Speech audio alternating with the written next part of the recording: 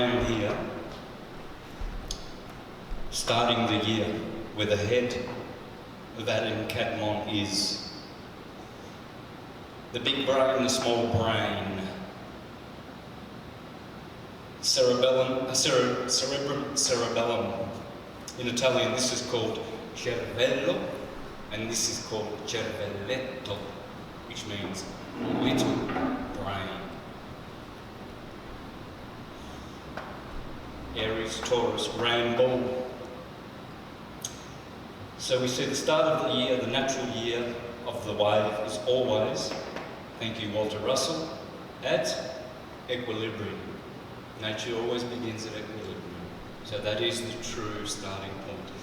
You can start the wave here, in the middle of its progress, or a quarter of the way of its progress, if you want to, at Cancer or Capricorn. You can start it here. The Jews start their sacred year, secular year here in Tishri, Libra. Rosh Hashanah, meaning the start of the year. Anna is annual. So the Jewish word Hanna is Anna, annual. And that's Rosh means the head. The letter R, Resh, means head. Rosh Hashanah. Here they start their sacred year. Here this is Nisan, this is Tishri. So we see these are the twins.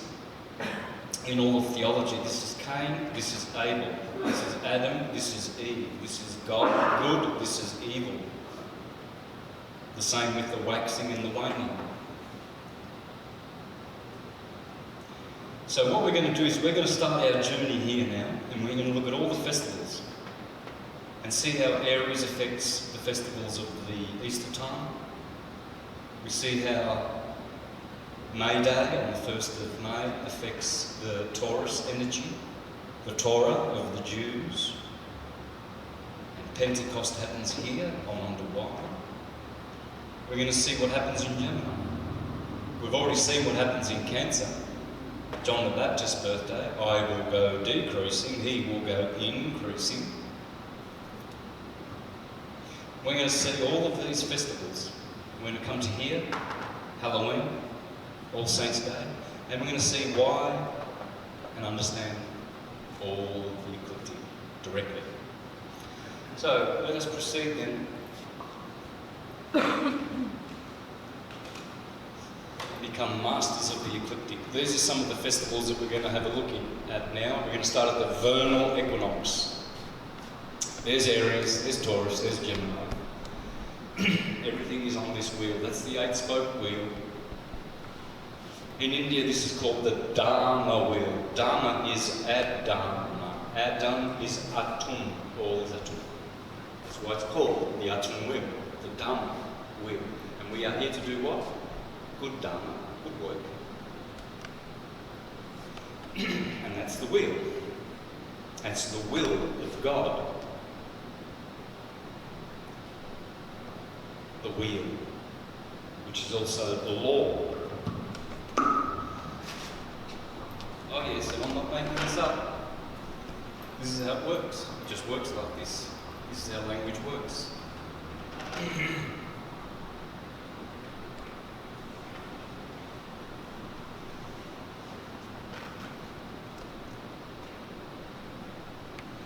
Wheel, wall, law.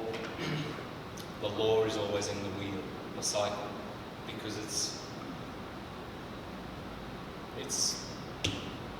observable, repeatable,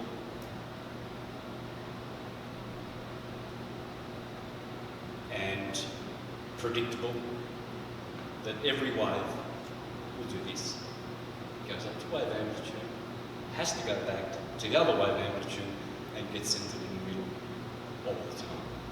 That's how energy works. So, here we go. The vernal equinox. What do they do on the 21st of March over Stonehenge? They watch the sun at the middle. Because the ones who watch the sun at Aries, they know why Easter means the star is in the east. because they're watching it on the horizon as it goes from Aries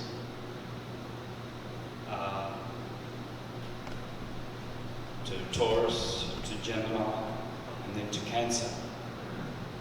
And then on the 21st of June, they notice on the horizon, if you watch the sun, as I do, in the morning and the evening, when it gets to Cancer, 23.5 degrees from Aries, 23.5 degrees there on the horizon, then you can watch it go back. Cancer, Leo, Virgo, and then Libra is always waiting in the middle again, in autumn. And then you watch it. Scorpio, Sagittarius, Capricorn. And then from there, from the winter solstice in the south, climbs up again. You see the goat go all the way over there on the horizon. There's the goat. Bang. Aquarius, Pisces, Aries, Easter. Christmas, Easter. Then it goes again. And you'll see this on the Union Jack, on the flag of England. Jack is Jacob, the son.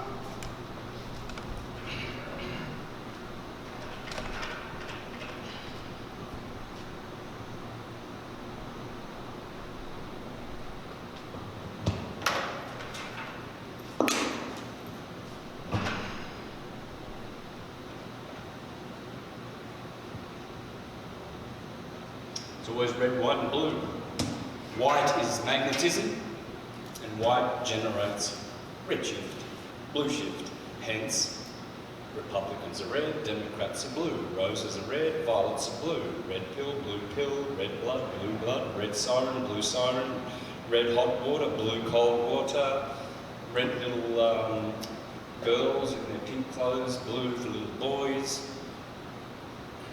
It's all red, blue, red, redshift, blue shift in the electrical wave world. That's why they're telling you here. And this is also at St. Peter's Square in the Vatican, where they've got the obelisk here. Here is the Vatican here, and then here. I walked down this road. This road is called La Via della Riconciliazione, the road of the reconciliation. You paying attention? Why is this road called the road of reconciling? When you reconcile something, you grab something from that polarity and something from that polarity and you bring it in the middle. You balance it out. You're reconciling. Enemies reconcile. Oh, sorry. I'm sorry. Reconcile. Oh, obviously, because here is Capricorn, and here is Cancer, and here is Aries and Libra.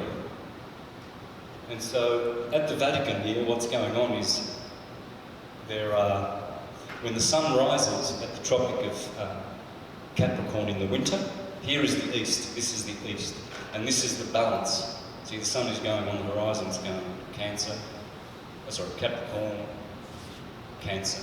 This is the north, this is the south. So this is facing the east. Rome, the Vatican is facing the east always. And then they watch when the sun is there in Capricorn. They're waiting for it to Capricorn. They're waiting for it to come to here on the 21st. On the 21st, the sun is reconciled in the centre. That's why it's called the road of reconciliation.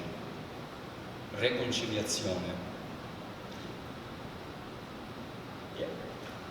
And then they watch it go to the Tropic of Cancer, beautiful hot summer. The sun rises here, it casts a shadow on the Vatican. There's a little statue,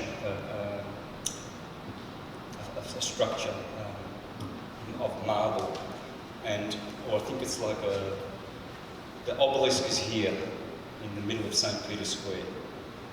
And this is the Vatican, okay? St. Peter's Cathedral. And then when the sun on the 21st of June it reaches the maximum wave amplitude. It shines, the obelisk casts a shadow on the pavement here and lights up the top of this statue. At night, the sun is on that side and it casts a shadow in the evening over here and hits here. Shadow, shadow. Then, from Cancer, it has to wane all the way back to Capricorn. And as it gets to here, on the 21st of March, the start of the year, and the 21st of September, the opposite, in Libra, the scales of balance, reconciliazione, to reconcile your debts. Libra's always there, right at the middle point. There's Libra. And Aries, the judge, krios, judging. As Ptolemy said, Aries is krios, in Greek means the judge. He's judging. 12 hours of darkness, 12 hours of night, so he's in control of that, and so is Libra. It's all there, it's all astrological, it's all archetypal. No one made this up. Then, when it gets to the Tropic of Capricorn, same thing, shadow, shadow, and there's your Union Jack. The Union is here, is there. And that's why the Jews call this, the 23rd of September, the Day of Atonement.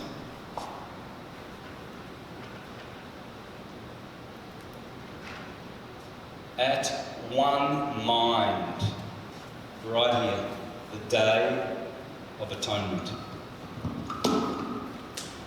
So what they're doing now, these people, is they're celebrating this very holy day. In Japan, they have a holiday on the 21st of March, Shinbun no Hi, the Day of Balance, the equinox, public holiday. Here and here, both public holy days. You see now, watch the ecliptic, notice the festivities, and know all things directly. Don't let them tell you, oh, we do Sakura because the blossom of Aries, and we go under the cherry tree and we have a public holiday because we're just weird. We just inherited the 21st of March to be a public holiday in Japan and everywhere else around the world. You won't subscribe to this rubbish. You won't read these pseudo-intellectual etymologies and anthropologies and reasons for how we have inherited certain things. You'll know directly. It's all on the wave. It's all on the wave. Hot cross buns. Why? Well, because the sun crosses over from the winter. That is a sacred point. Of course you're going to be eating hot cross buns because the sun is crossing over. March the 21st. Easter. The star is in the east. North, south, east, west. That's why you celebrate Easter in Aries. And Easter is also Awashtati of the Babylonians. Easter, Ashtarte, Astarte, Isis, Freya. Why does Easter always begin on Good Freya Day? What's Freya got to do with Easter? It's the same goddess. Freya, Maria, Aurea, the wife of Saturn. So Easter is in honour of Good Freya. Always begins on Good Freya. Okay, you getting it? Every year, Easter begins on Friday, Good Friday, because she's God. Friday, our Mother who art in heaven. So what have we got here? We've got Astarte, yes, ancient Greek Ishtar, Hathor, Ostara of the North, Demeter, Ashtoreth, Aphrodite, Cali, California, the Holy Land, California. Hilaria, hilarious means to laugh. Why do you laugh in Aries? Why do you celebrate to hilarious? Hilaria, the goddess of the vernal equinox, in honour of Sibyl. The Romans also celebrated Hilaria as a Ferio Stativa. On March 25th, there you go, the day between my and my mother's birthday on the 26th, mine on the 24th, the true start of the year, 25th of March, as is the true start of the Capricorn year, the 25th of December. Such a day imprinted on our minds, so should be the 25th of March.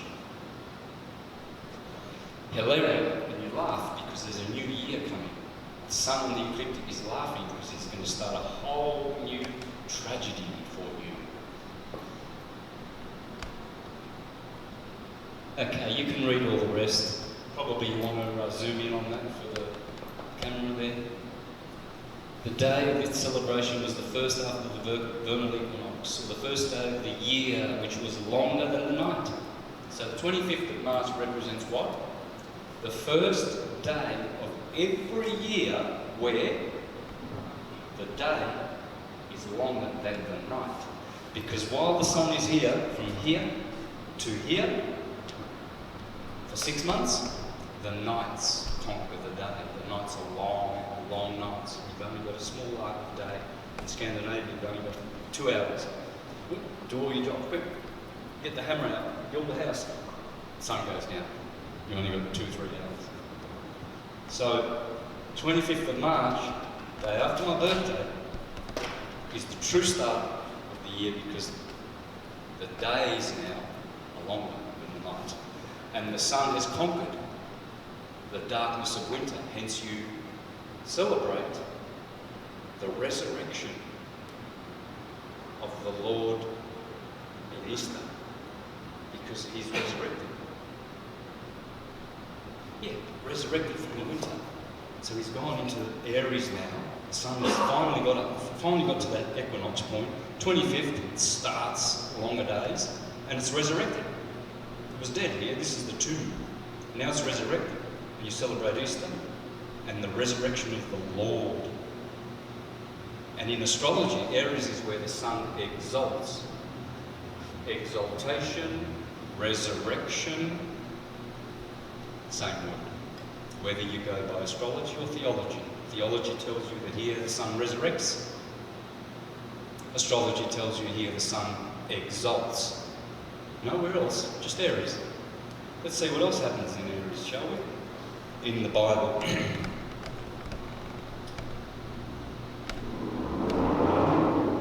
Oh, okay, we've mentioned this before. Interesting. The day of conception is also called the Feast of Annunciation, where Gabriel comes to Mary and says, Mary, on the 25th of March, you will conceive a son. The Son of God will be born in 9 months from this day. I am announcing it to you, Mary. And he was born right when the angel said, because the angel knows the ecliptic. And isn't it funny that that's the day of conception? There are 6 months where the child, the fetus, is up in the womb, and then at the 6th month it drops. Any women have babies here? Children? After 6 months, what happens? It drops, doesn't it? Oh, that's the drop. So this year is telling you how 9 months generate all souls. Okay? So, Feast of Annunciation. The Feast of Annunciation, contemporarily the solemnity of the Annunciation, commemorates the visit of the angel Gabriel to the Virgin Mary, during which they informed her that she would be the mother of Jesus Christ, the Son of God, that is celebrated on the 25th each year. It is a principal Marian feast, classified as a solemnity in the Catholic Church. 2 examples of Catholicism of the importance attached to the Annunciation of the Angelus prayer and the event's position as the first joyful mystery of the Rosary. First joyful mystery of the Rosary. What's the Rosary? The beads of the degrees of the sun on the ecliptic. That's why the Hare Krishnas have 108. There's 108 beads on there. There's 108 beads normally on the Krishna Tulsi beads, right? Why? Because 108 is a fractal of, well, 9. 9, 18, 36. 9 is the root number of all these holy numbers, 9. 9 doubled is 18. 18 doubled is 36. There's the clue. 360 degrees. 9 is at the root of the 360 degree system. 9. And then as you go up, you've got the fractals of that. 108 is one of them. 144 is one of those numbers. All based on 9. And so that's what this is all about.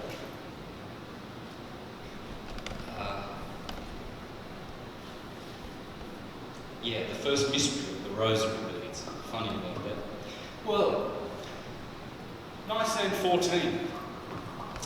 Let's have a look at this. So, I've always made mention of this, and I found this on the internet when I was researching why are all these festivals happening in Aries when I was really getting into the ecliptic. And I discovered this in a website, and this is from a Christian perspective. You know, they're trying to tell you how holy this day of Nicene 14 is.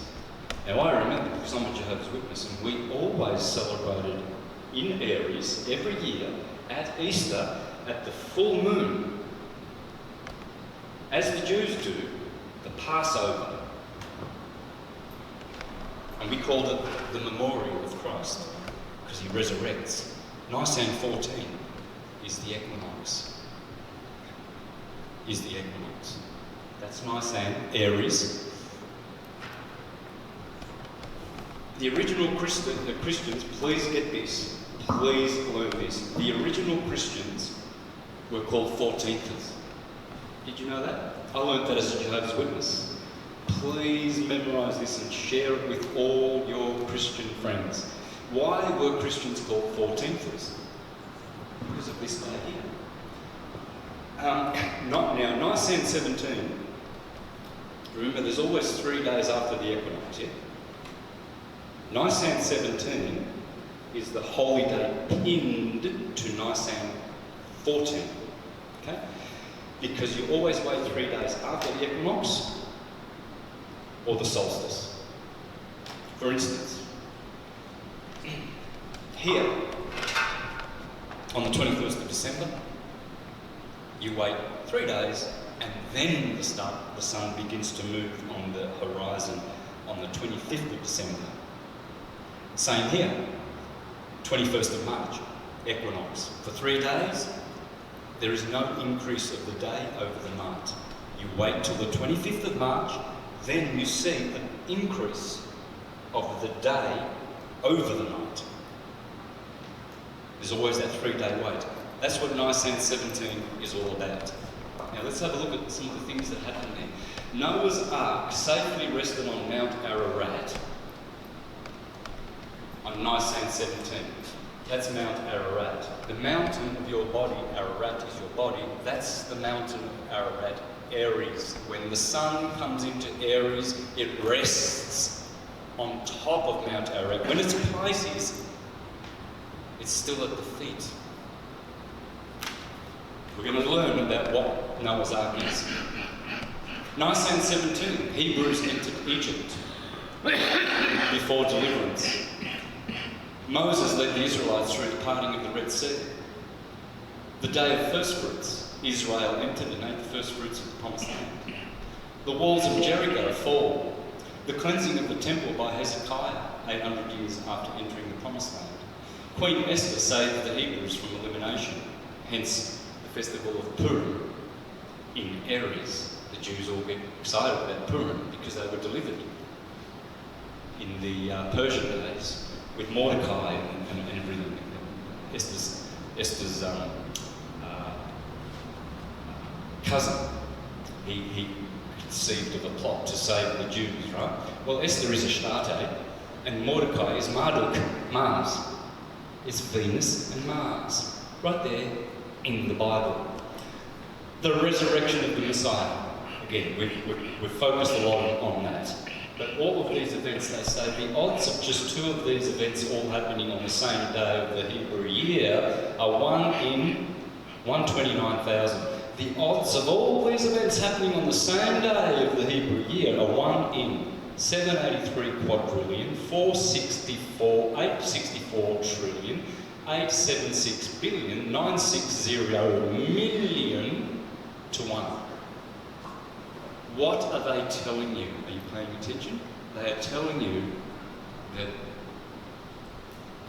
this is not that all the sacred festivals, they just all happen on Nice and 17. No, it's telling you of the sacredness of this sign beginning the holy year.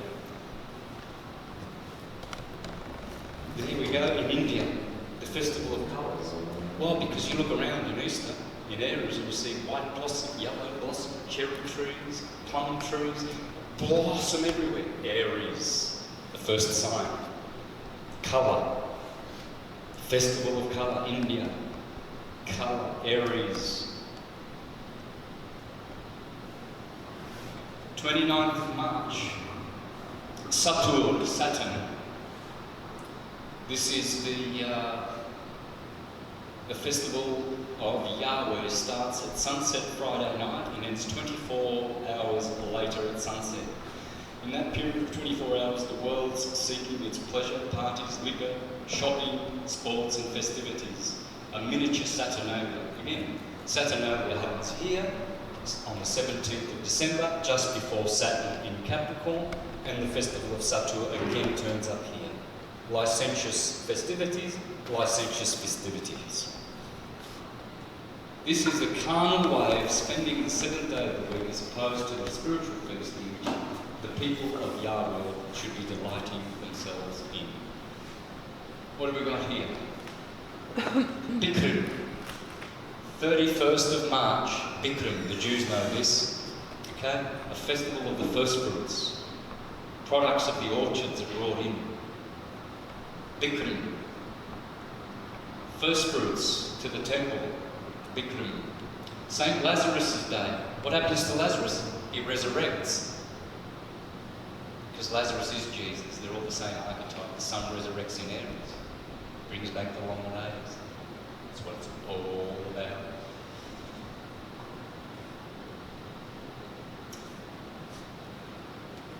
I'll leave that up for the camera. Sakura. Again, the blossoms. See the cherry trees there? Ah, Aries, start of the year. Cerealia. You know that the 15th of April, tax day, used to be called Cerealia, where Ceres, the cerebrum and the cerebellum, bring you cereals, because the chrism comes from the cerebrum. Cerealia. Ceres, Demeter, Persephone, Ceres, Kore, Road, Radharani, Eve. Ramanavami, the festival of Rama, happens in Aries, the lamb or the ram of God. Alright, so we're getting somewhere. We are becoming masters of the ecliptic direct knowledge here, folks. This, no one's going to teach it to you. You get it by going directly to it, checking for yourself. This is direct knowledge, this is the only way it works. No other way. There you go, the analema. Sister Lisa, you see how the analema, you can only explain this on a stationary, horizontal plane Earth. There's no way you can explain the analema with balls. Okay? You'll notice that the equator is not at the centre of the analema. Please pay attention to that. It's always 8.5 degrees. Notice the shape of the 8. And the crossing in the middle up there is at 8.5 degrees above the equator. Pay attention to that and you'll understand a lot. And it's the shape that the sun makes. As the sun goes up to the Tropic of Cancer, you'll notice that it's very narrow at the top.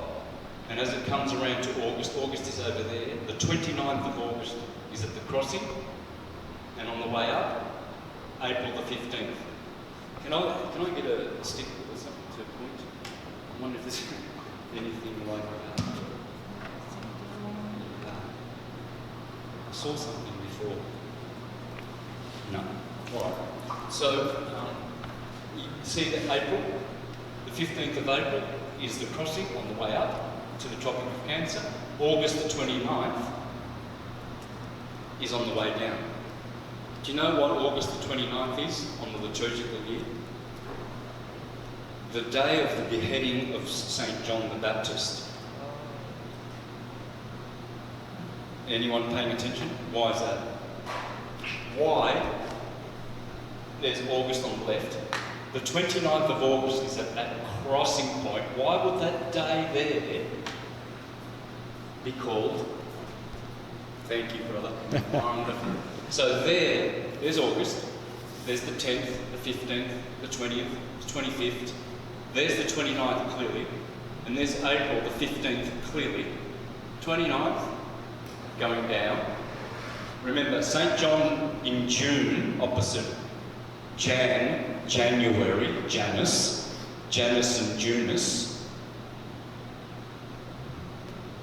There's Jesus' birthday, 25th of December, it's right there. There's St. John the Baptist's birthday. And as he comes down here in Virgo, remember the little virgin who danced for King Herod? And she danced so well, and she went back to her mother. King Herod just promised me half of his kingdom. What should we, what should I do? He says, well, don't worry about his kingdom. Just ask for the head of John the Baptist on a platter. The little virgin Virgo on the 29th of August. So that's the head of John the Baptist, because John the Baptist's birthday is at that solstice. He shall go decreasing, and Jesus will go on increasing. And there's the head of John the Baptist. Bang, that is the 29th of August, the beheading of John the Baptist. Pay attention, guys, it's so beautiful when you learn all this. There it is, the 15th of April, which is always Serialia. And then the 29th on the way down is the beheading of St. John the Baptist. Yeah. Okay, so here we have the Yugadi, dealing with the Yuga, and it is the beginning of, it's always in the Aries period. Now we're coming to the cross-quarter day. There you have Beltane, Bel, the god of, licentious behaviour and what have you. Beltane, Mardi Gras usually happen here, etc. Beltane, the pole, the maypole. Pentecost of the Jews, because Pentecost means 50 days. Penta is 5, pentagon. Penta means 50 days, and 50 days after the equinox. That Pentecost happens every year. You see? Not exactly after the equinox, it's a lunar thing, because Easter is variable. Same with Pentecost, it's variable. Christmas is always fixed. Christmas turns up on the 25th every year, right? Because it's solar. Easter is lunar. So it's going to change. Easter will be always in Aries, but it's going to change. Same with Pentecost. But Penti meaning 50 is pinned to Nicene 14, 50 days after. Summer solstice, June. The beginning of the month Tammuz. Tammuz is the god of, it's Atum, that's all it is, it's another way of saying Atum. And there it is at the Tropic of Cancer, being Tammuz in the Jewish system. I'll leave that up for everybody because I want to fly through this. I want to get to the Dedra stone and all the deacons to finish off this presentation. So there you go.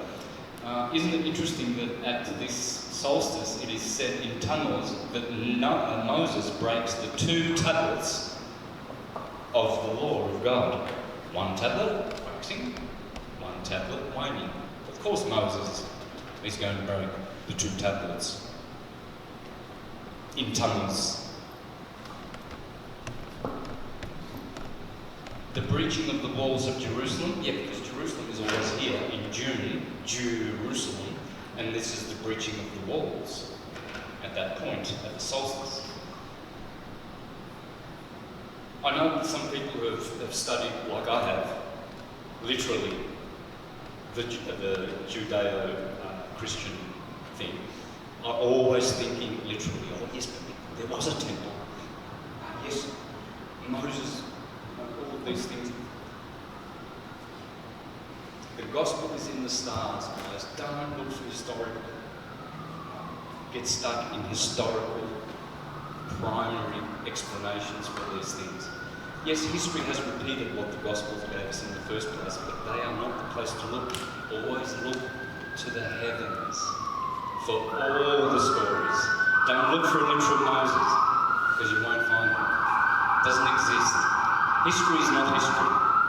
It's forever now. And Moses always was and always will be, and always will be breaking the Ten Commandments, and Jesus will always be dying and resurrecting. It's not historical, and yet it is. Okay. There you go. And supposedly Nebuchadnezzar destroyed the temple. Again, it's the temple of the ecliptic. Ramadan, Cancer, always in Tammuz around that time, July, June. The heat, the Islam gets fired up because now the sun is waning, so they're fasting. You remember the Jews used to fast in Tammuz, to the god Tammuz, and Jehovah rebuked them for fasting to Tammuz. Well, that's Ramadan, and what do they do in Ramadan? They fast. Why? Because the sun is waning. When the sun is waning, you fast. When it's waxing, you eat because you put on weight, and when it's the right time to eat, you've got to go in cycles. Ramadan, please read that at your own leisure. Beautiful information here, guys. Adam, can you see Adam in there? And can you see the ram? The ram, Adam? Because Adam means lamb. Eve means you. Wave, the you. Eve. And Adam means lamb. The birthday of St. John the Baptist. I will go on decreasing. The feast of St. Thomas. On July the 3rd. Right here in the month of Tammuz, the feast of St. Thomas, and lo and behold, the 21st of December is called the Day of St. Thomas. The feast of St. Thomas in Tammuz, the day. The feast and the day. Why? Why are these on the tropical points? Why is Thomas there, and Thomas on the 3rd of July? Because it's all is Atum, and this is the T of Tammuz.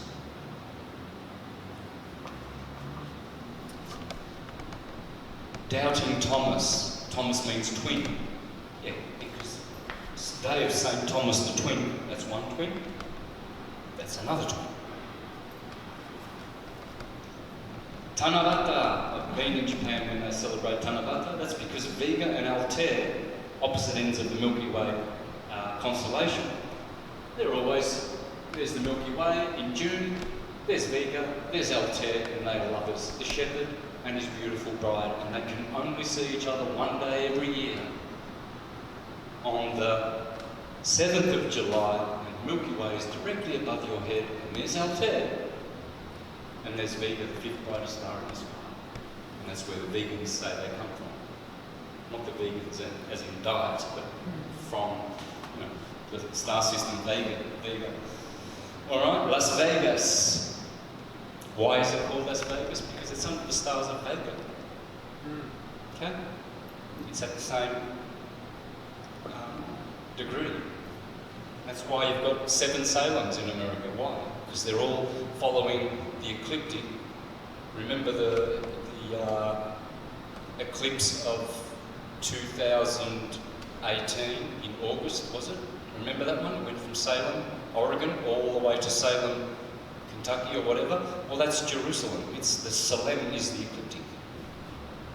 That's why they are there.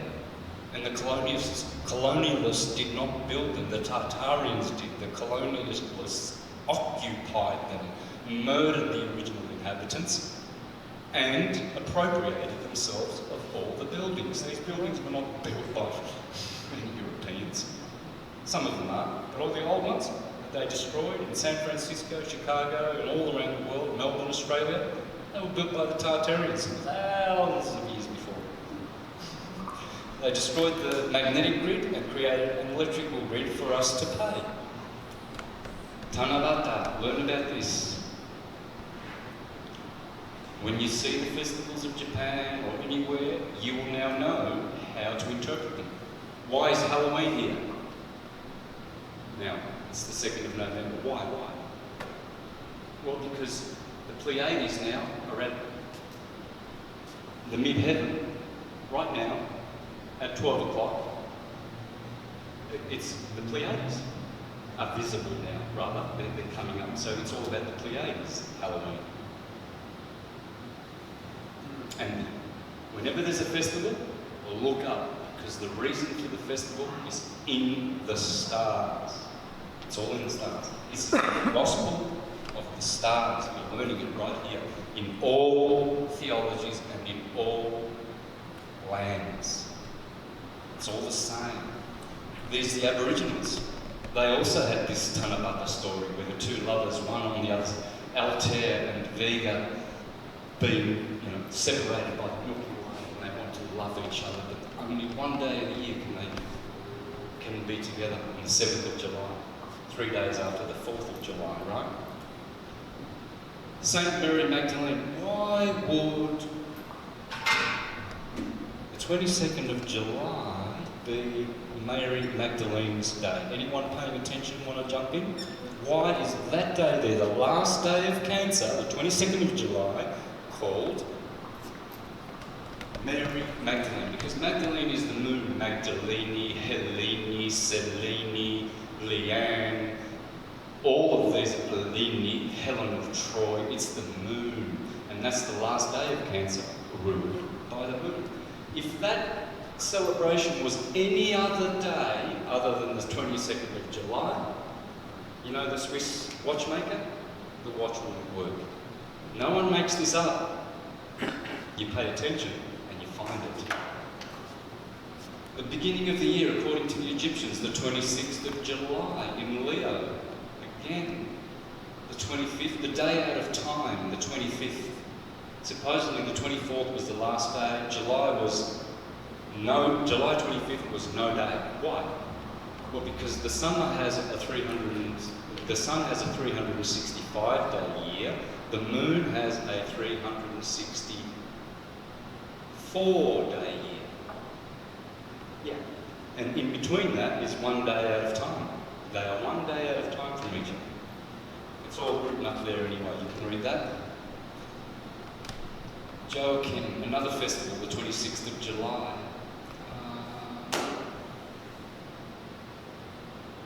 You will have to look for the syncretism in that yourself, guys, but it's there. The problem of Joseph having two fathers, one he's descended from Solomon and the other one from David, one descended from Nathan. Yeah, that's all explained here, why this Joachim in the Bible is connected to Jesus and Saint Anne and Saint Elizabeth. Okay, let's proceed. Here we go. Cross-border day. This is August 1st, Love Mass Day. There it is. Everybody was aware of it. It's a cross-border day. It's a portal. There's the sun above the head. They're showing humans are acknowledging that the sun is at a very important place on the degree right here, and it's a portal. See, that's the G of the Freemasons. G is goat, God, gate. Goat, God, gate are all the same words. They are wormholes, gates, portals. The sun is a portal. The moon brought us in here, being the ovaries of the system. The sun will take us out of here. Hence we must be heliognostics, knowers of the sun, and have knowledge of the sun. No one goes to the Father except through me, the Son, because he's talking about the sun. You cannot go back to cause without going through that body. That's your saviour. The sun is your Saviour. Why is the 6th of August the Transfiguration Day? Well, it's because it's in the middle of the 6th of August. The Son of God gets transfigured. Of course, Leo is going to transfigure the Sun. It's the most glorious time of the ecliptic. The Sun in Leo in summer. Oh, man, does it show off. The roar of the lion, the heat, the dog days. Because Sirius is the dog. And it's always around here in Cancer and Gemini. It's actually deacon of Canis Major, but it influences the dog days of July because of precessional slippage.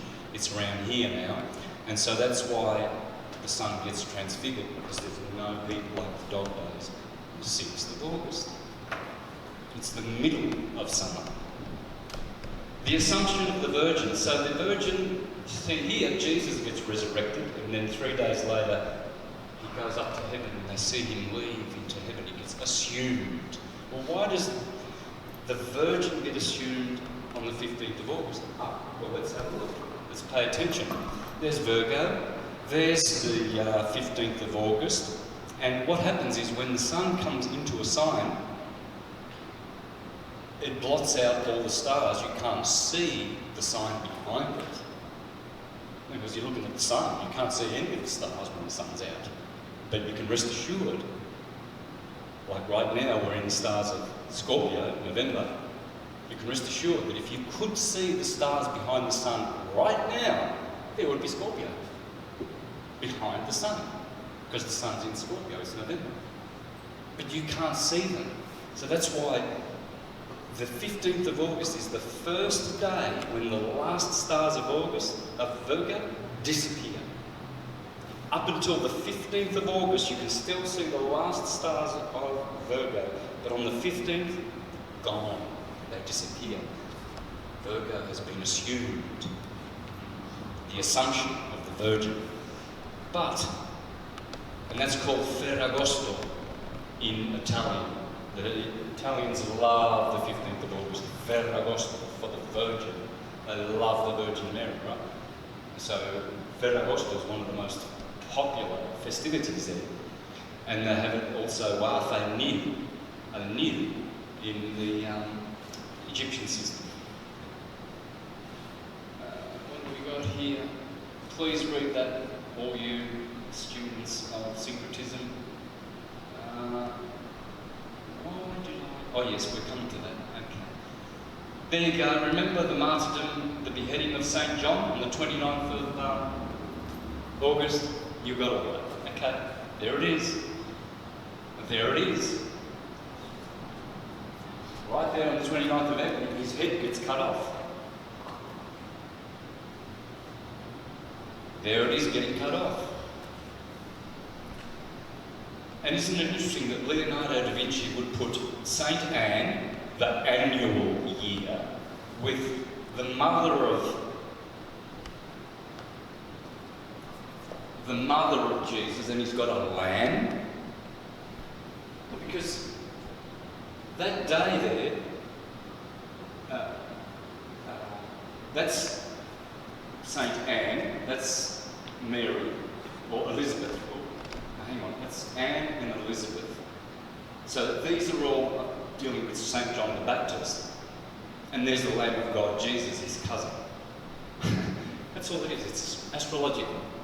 There's nothing historical, but you know, you think, you get the churchgoers who say, oh, you astrologers, you've got these symbols of a bull, Taurus, you're demon worshippers. And bull, you see in the Bible, it's all sacrifice the bull.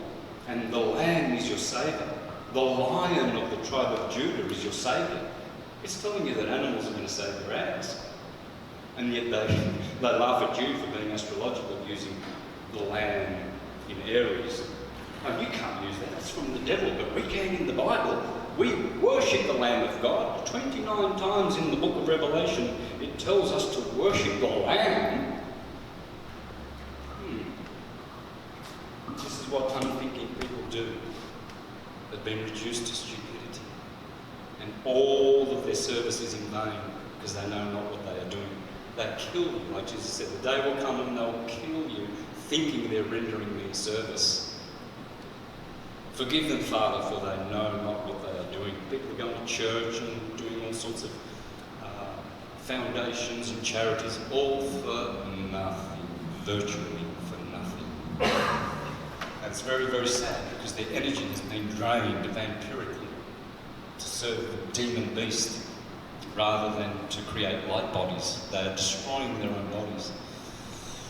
There you go, Leonardo da Vinci depicting Saint Anne, her daughter, the Virgin Mary, and the infant Jesus Christ shown grappling with a sacrificial lamb, symbolising his passion as the Virgin tries to restrain him.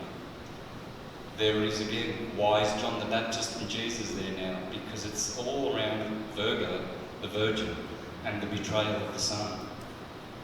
Saint Anne, unknown, anagogic, analyse, anatomy. These are all words from the year, guys. Now, isn't it funny how 3 weeks after the Virgin is assumed, she's born on September, still in Virgo, September 8th, is smack bang in Virgo. But why now is she born? Because now you wait for 3 weeks, now you can see the stars at the other end of Virgo coming up in the morning. You begin to see the first star, I think it's Speaker in the hand of Virgo, the grains, the Sirius. And you see that sign, that turns up on September 8th every year. Virgo is born again. It's all on the ecliptic, guys. The Immaculate Conception. There you go. She was conceived on September 8th. Yeah, because it's born again. It's the Nativity of Virgo on September 8th. There it is, the Immaculate Conception of the Virgin. She was pure and undefiled of sin. She's immaculate. Srimati Radharani's appearance day on the 9th of September. Who's Radharani? Well, that's the same as Mary Magdalene or whatever. It's the Virgin. It's Virgo. Radharani, consort of Krishna, whom I pray to every day and gives me everything I want and need. She turns up on the 9th of September every year. Yeah, Virgo. It's all about Virgo. It's always the Virgin, guys. Autumnal equinox, halfway through, let's keep going. Judgment Day. Why is this day? Remember we said that this is called the Day of Atonement. It's also called Judgment Day. Well, think about it. The year ends there, Virgo is the harvest, there's no more food. Winter. The day. Morning, afternoon, bang, sunset. Judgment of the sun. Dead. It's gone. It's dark. That's judgment for the sun. Of course, 6 p.m. or that date there, yearly, is Judgment Day. Try and put Judgment Day anywhere else.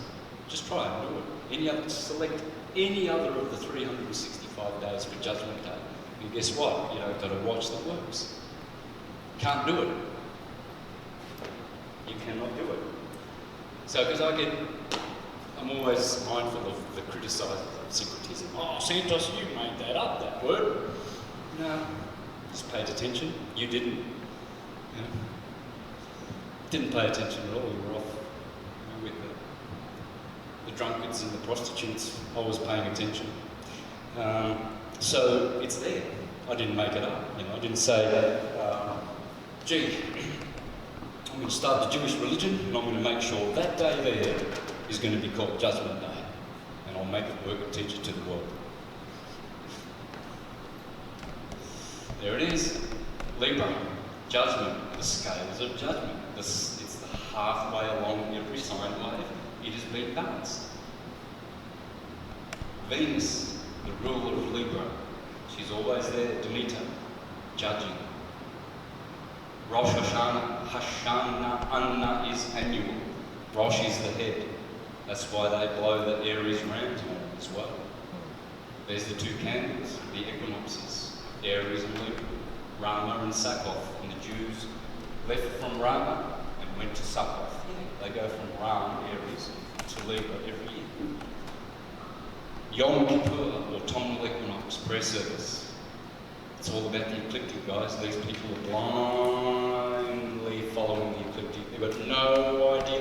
Why do the Jews celebrate the Festival of Tabernacles here, the Festival of Tents, or booths? Well, because here it's the summer. You can stay out and sleep under the trees. You can sleep anywhere. You know.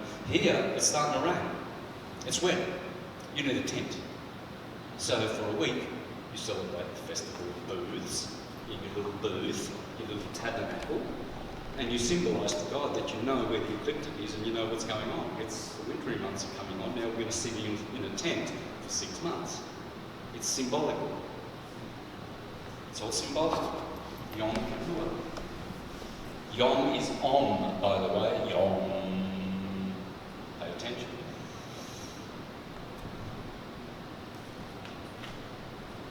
Day of At-One-ment. Equinox, they've got no idea. Mabon, Bonacci. Bon means good. Ma-bon, the mother of good. There she is. Ma-bon.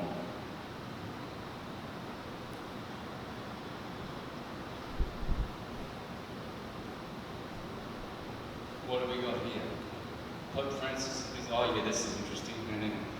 Yeah, on the 23rd of September, I remember that day. I was in jail in 2015, and I remember that the Pope was in this Jesuit, the most famous Jesuit American building, the National Shrine, Basilica of the National Shrine of the Immaculate Conception, and Pope Francis came, Jesuit,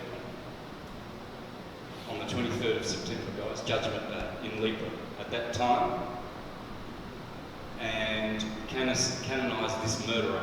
You Californians will know about this murderer. I've seen streets to him in San Francisco, Unibero, right? Franciscans. 9 Spanish missions in California to do what? To murder, to pillage, and to plunder, as the Jesuits love to do. Servants of evil. Mabon. Michaelmas Day. Michael is the sun. Michael is Saint Michael, the sun. It's an archangel. Corresponds with the rising of the sign Hercules. There you go, Michael is Hercules. Hercules turns up when? Yeah, around Virgo, around Libra. Michaelmas Day. You'll have to read that yourself, guys. Oh, that's a beautiful one too. Wow. That you must not eat blackberries after the 29th of September. Michaelmas Day. Why? Because that's when they end. But you'll have to read all this. I put it in here, I don't have time right now. So you may see all these dates being cited, but why the prohibition against blackberries after Michaelmas Day? Well, after September 30, it is said that blackberries may be inedible, poisonous, or even worse. Bad luck and evil may befall you if you eat them on or late this date of the season. Anyway, read up on that. St. Bacchus Day, ooh, 7th of October. There you go. That's Libra. Bacchus, the god of wine. What happens in Libra? What's happening right now? What just happened in the last month? See all the wineries? They just made wine. Bacchus is the god of wine. Of course, October 7th, or Libra. The Virgo, the month before, is the bread. Libra is the wine. That's why Jesus at the Last Supper is supplying what? Bread and wine to his 12 disciples, because it's the sun at the autumnal equinox. Here, telling you bread and wine, bread and wine. It's the Last Supper. Why is it the Last Supper? Harvest, harvest, eat, eat, eat, eat, eat. No more food. You have to hunt. Hence, the full moon of Virgo is the harvest moon. The full moon of Libra is the moon. Turns up all there. It all turns up. St. Bacchus, again, Diwali, same festival, Diwali of the Hindus. Festival of lights every year in autumn in the Northern Hemisphere. spring in the Southern Hemisphere. It is an official holiday in Fiji, Guyana, India, etc. Here we are, All Saints Day, the 2nd. Any idea why? Because there, remember Noah's flood. This is the flood. These are water signs, basically. This is called the flood. Pisces, Aquarius is water, Capricorn is a water fish, goat fish, so it also is water. Starting from water of Scorpio on All Saints Day, there is 5 months of Noah in his ark before he lands on Mount Ararat in Aries. And this is the flood of Noah starting here. And who dies? Well, all the baddies outside of the ark, they all die. It's the Day of the Dead. Let's go to Mexico. Halloween, dead, everything's dead. Why did something die there? Because that's where it all dies, in Scorpio. Look at the trees, they're all dead. They're dying. They've been smitten by Scorpio. The leaves are all just falling off the tree, off the trees. Death, Samhain, Celtic. There it is, the Day of the Dead in Mexico. Why all the colours? Day of the Dead. Are you feeling pretty dead? It's the Day of the Dead. Ooh. The disappearance of Osiris. Again, Osiris gets disappeared in the water, gets chopped up. It's Noah's flood. Noah's flood. There's Noah's Ark. See, the rainbow has 7 colours. Noah's Ark is the rainbow, and the 7 other people in the Ark, the rainbow of Noah. 7. So that's it. It's the iceberg wheel. It's the rainbow. It's fun when you know what you're doing. Saturnalia starts on the 17th of December because what? Capricorn's coming. Of course we're going to Saturnise the world. Satanise it in Capricorn and have festivities and licentious behaviour and all sorts of things. Saturnalia, Christmas.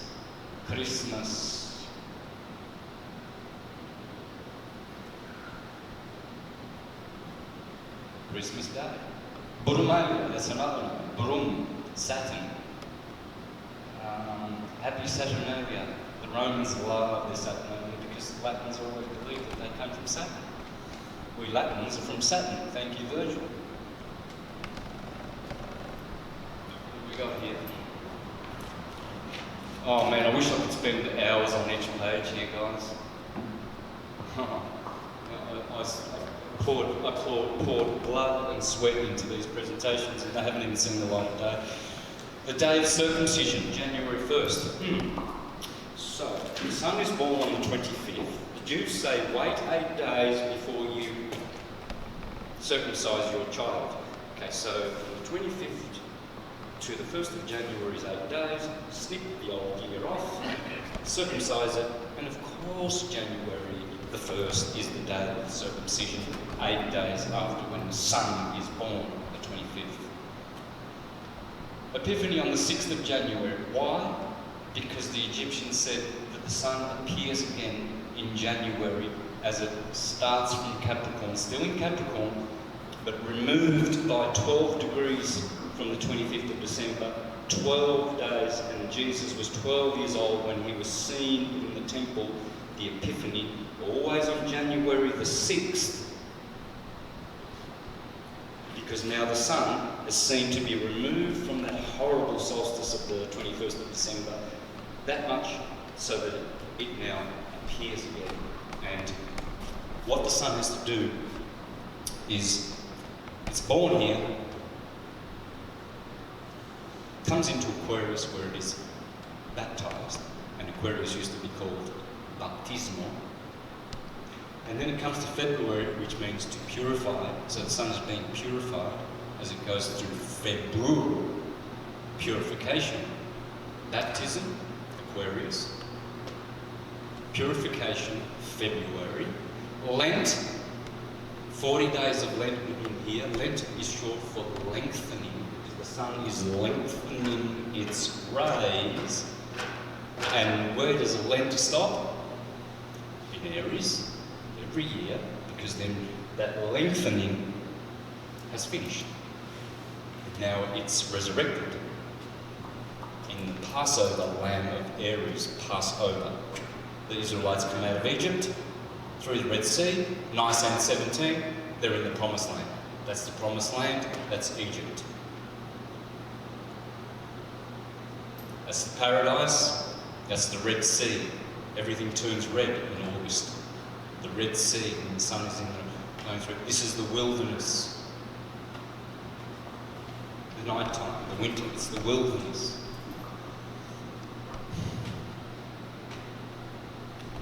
Epiphany, everywhere, Malta, everywhere, everybody's looking at the sun. It's born again. The Epiphany, it has appeared. Serbia, all the fires, Epiphany in Austria. Oh, let us go. Conversion of St. Paul on the 25th of January. Well, Paul becomes Saul, persecuting the Christians, becomes Paul on the 25th of January. Well, it's easy.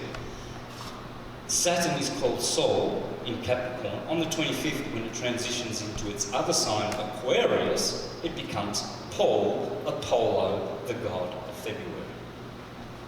Sol, Paul.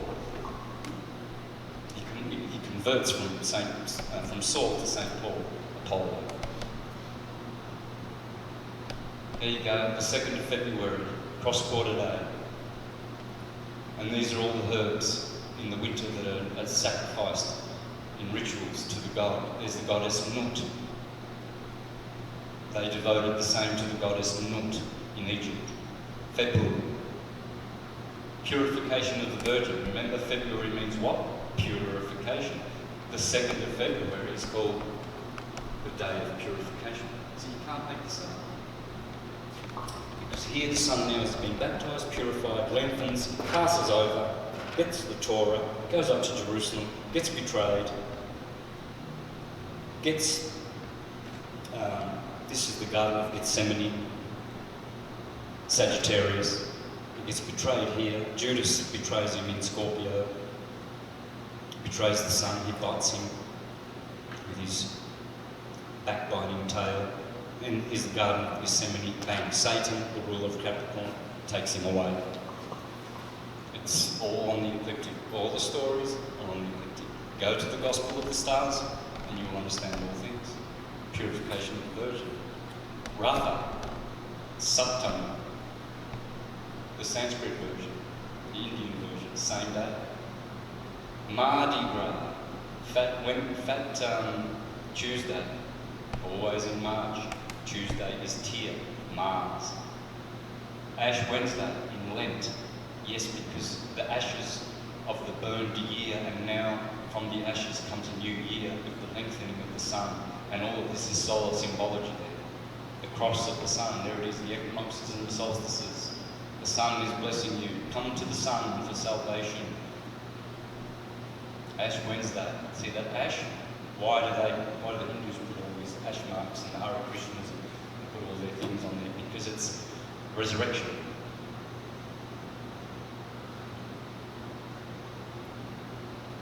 February, again, Lupa.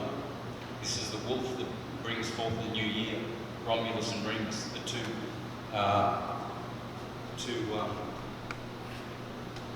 parts of the year. It's always twins. The waxing and the waning. It's always twins. Romulus means ram. And you see where the lamb is also the canine. Aries is the sign of the canine as well as the ovine. They are not just the lamb. Where is the lamb? Is the wolf. So if you're looking for the canine archetype, Aries in Libra.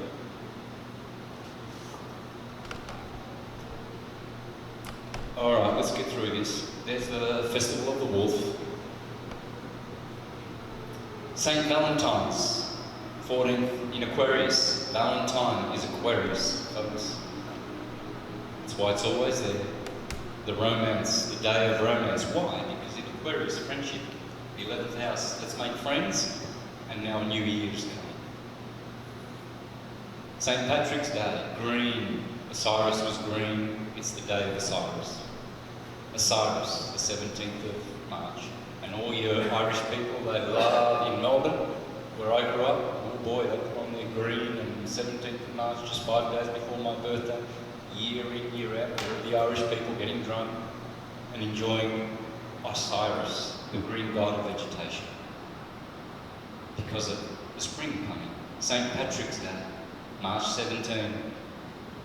Father's Day, March 18. And we've come to the end. Now, just quickly, what's the time like, guys? Can I get some feedback? 2:19.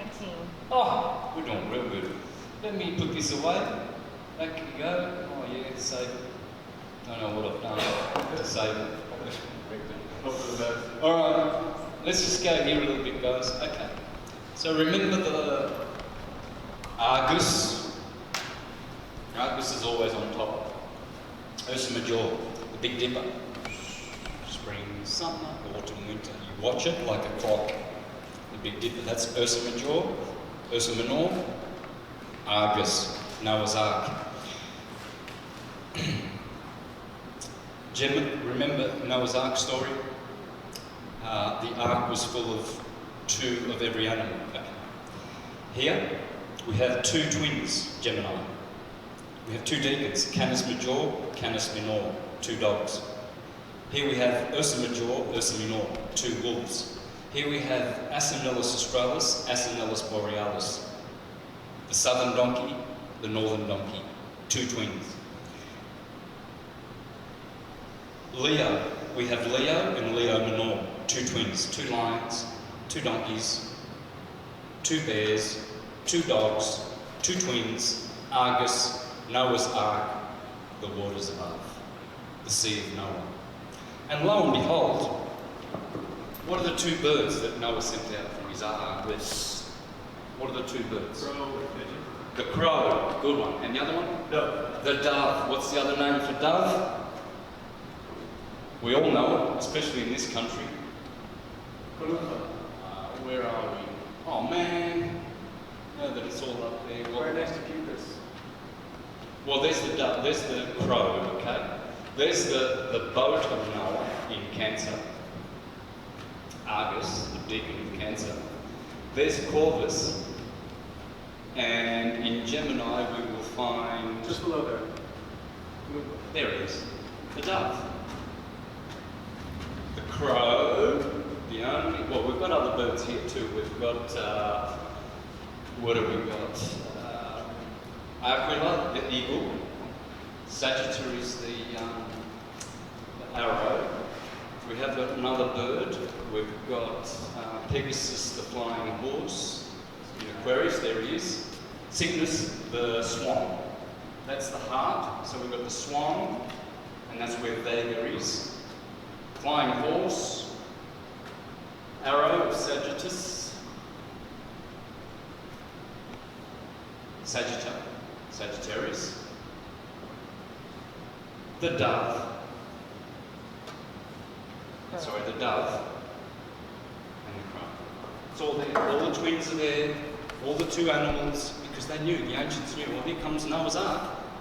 And there's Canis Major and Canis Minor, there's the twins, there's Ursa Major, Ursa Minor, little donkey, big donkey, southern donkey, northern donkey, small Leo, big Leo, and there's the dove, Columba, and there's the deacon of Leo, the crow, Corpus, deacon of Leo, deacon, southern deacon of Leo. Okay. Crater, that's the Holy Grail, the crater, the cup in Leo. And Hydra, the other, these are the 3 deacons of Leo. Alright, so, what else do I want to show from here? We're going to do question and answers, by the way. So, is that about it? Yeah, this is where I'm headed. Alright, this is a very important page, guys. When you study astrology, you get sidetracked and befuddled and hoodwinked by a lot of charlatans. For instance, you'll hear them saying, oh, Libra was introduced by the Greeks, it didn't exist before the Greeks. Or maybe they should pay for a ticket to the Louvre Museum and have a look at this Dendera stone, which was ripped from the Egyptians, which they say, they tell you, is 5,000 years old minimum.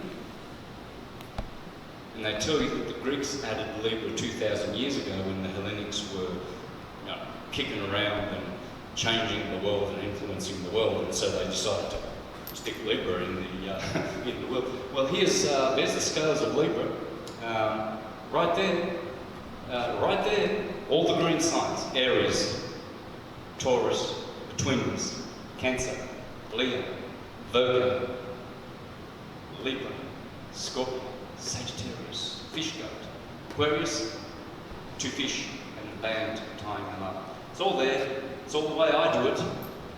Everything starts here. There it is. Aries, Taurus, Gemini.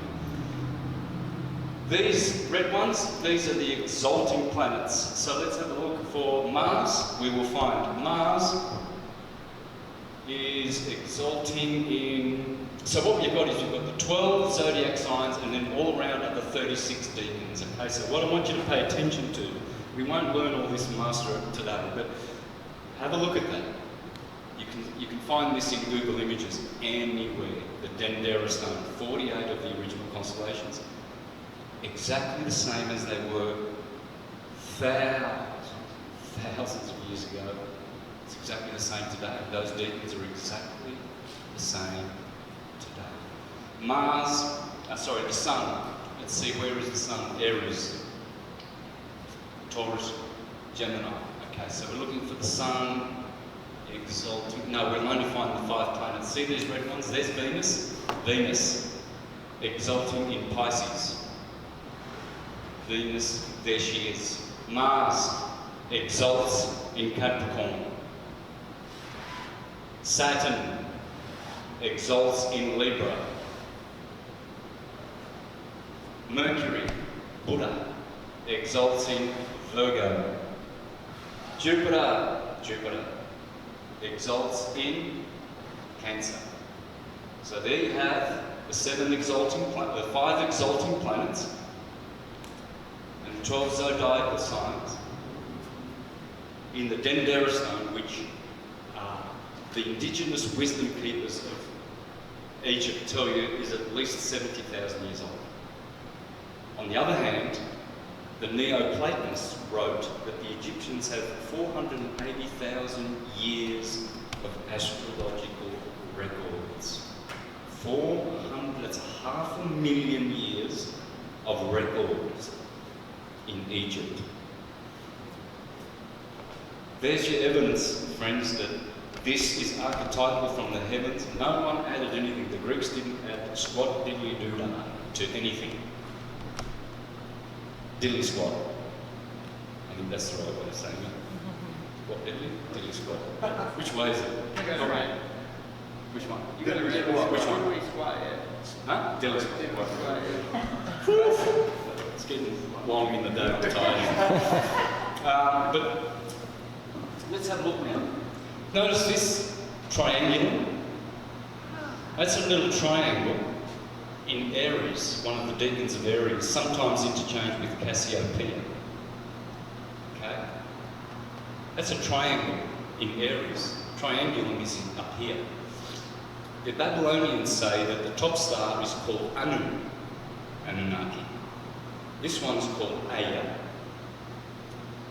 which turns into Yah, Jehovah, Jupiter. And this one is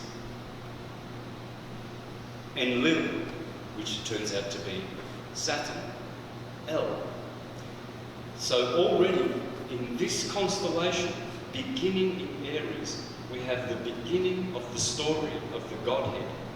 Inside Triangulum, there are 29 faint stars, which are called the Tree of Life. In Triangulum.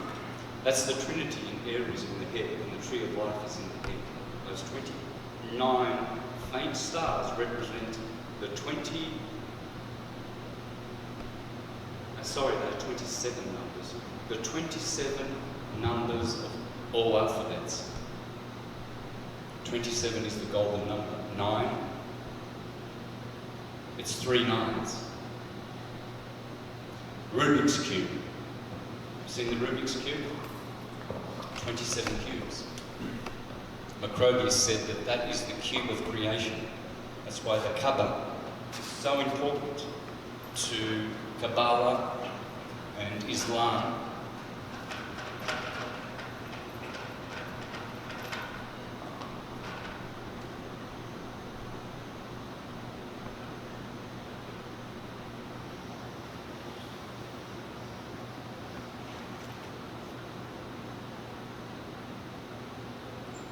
That's the Rubik's Cube. Okay, that's the cube in counter space, which is a masculine cube based on 3. Equals 9, and then equals 27. All alphabets, even English, which has 27, originally 27 letters, the ampersand was removed, reduced to 26 letters. Then the feminine is based on 2, Eve, even. 2, that's masculine. 3 is, the Trinity is a masculine number. 2 is feminine. All even numbers, Eve. All odd, Adam, Odom, numbers are masculine. So what you have now, and thank you Walter Russell, is cubes in counter space. That's why the cube is such an important form, because it's counter-spatial. Spheres are spatial. And there's always bodies inside those cubes. Surrounding your body are these 2 cubes, the 2 and the 3 cube. It's surrounding your body. It's positioning your body. It's like the GPS of your body. I'm walking around inside a cube, even though my torso, torus, is spherical. It's a cube in counter space. Like that information on the screen is in counter space, but you can move it, move the computer over here. The information goes with it, doesn't it? I just moved it. So if I do this, my cube is coming with me. It's a cube in counter space. So cubes are masculine and counterspatial. Spheres are feminine and spatial. All right, let me see if I've exhausted all this. Cygnus, there's Cygnus and Swan, Perseus in Aries, they're all there. If you've been studying astrology, you will see on this very most ancient and holy stone, the Dendera stone, you'll see everything was there originally and still is today, faithfully and loyally, because this is the gospel of the stars that the Egyptians were trying to share with us and teach us. To learn this. If you learn this, you will understand all cycles, circles, causes, effects, theologies, everything. This is in your mind. It's in your DNA. This is the maker of DNA. All of these patterns, all of these frequencies, they will never change. It will never change. It will always be like this. It's up to us to discover how this all happens and takes place. And I think that's about it. I mean, yeah, it's good. Oh, there's a lot more here. I'm going to spend hours on this, on that, because I like to show people directly the truth that illuminates all the lies that people try to make to discredit our science and to make us look stupid. When astrologers make a prognostication, which I've done many times, I do a transit and someone's asking me, well, when is it a good time to open a business or something? So I look at the transit, I go forward a month, I go forward a couple of months, and I look for the best transiting positions, and I tell them, this is a good one, this is a good time. January is a good time for you to start your business, right? Or, I might be able to look into the stars and the configurations to give them some indication of what may happen. But you know how many variables are in that? And that's not to say that, astrology is faulty because, you got their prediction wrong. No. If a doctor saves in heart surgery, saves someone in this operation, then goes to another one, and that one dies, is that necessarily his fault? Right? Well, it could be. It could be malpractice. He could have killed that person. But is the system that he learned to do a successful operation, do all of his medicine properly, is that at fault, or is it he? If a mechanic, if you go to a mechanic and he can't fix your car, well, you don't pay him, right? This is why in the Bible astrologers are condemned. Because they give a bad name to astrology. Because of why? Because their lack of knowledge. And we've all been handicapped. Because the system has absolutely gone after this information to hide it, persecute it, decry it, denounce it, ridicule it, and destroy it. But if we had all the records of the Egyptians and the Babylonians, of all the degrees, minutes, and seconds of arc, and how every single, not only, you might be making a prognostication on the 13th degree of Capricorn, and you might, the 13th degree might be recorded in historical records as a degree of, let's say, accidents. So you're going to say, oh, well, you're going to have an accident because the moon will be on the 13th degree of Capricorn. But this is what they said. They said, it's not in the degrees where all the information is, even though there's so much. It's in the minutes and the seconds. Because every minute, see, the 13th degree might mean overarchingly accidents, but let's say the 13th degree and the 29th minute and the 13th second, that absolutely is, like an energy of great, great success within a degree of badness. You know what I'm saying is that each sign has their good and their bad.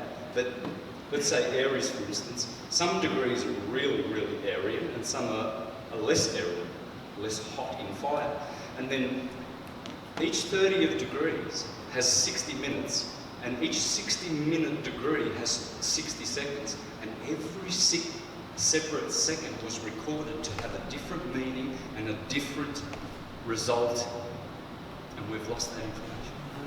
So what I propose is that we just get police records, hospital records, and all of these records of the computers, put them all in a database, punch all the figures in, and then put the astrological wheel over the top and the transits, and we will see how it all works. And this is why police tell you, oh, we're always busy on full moon.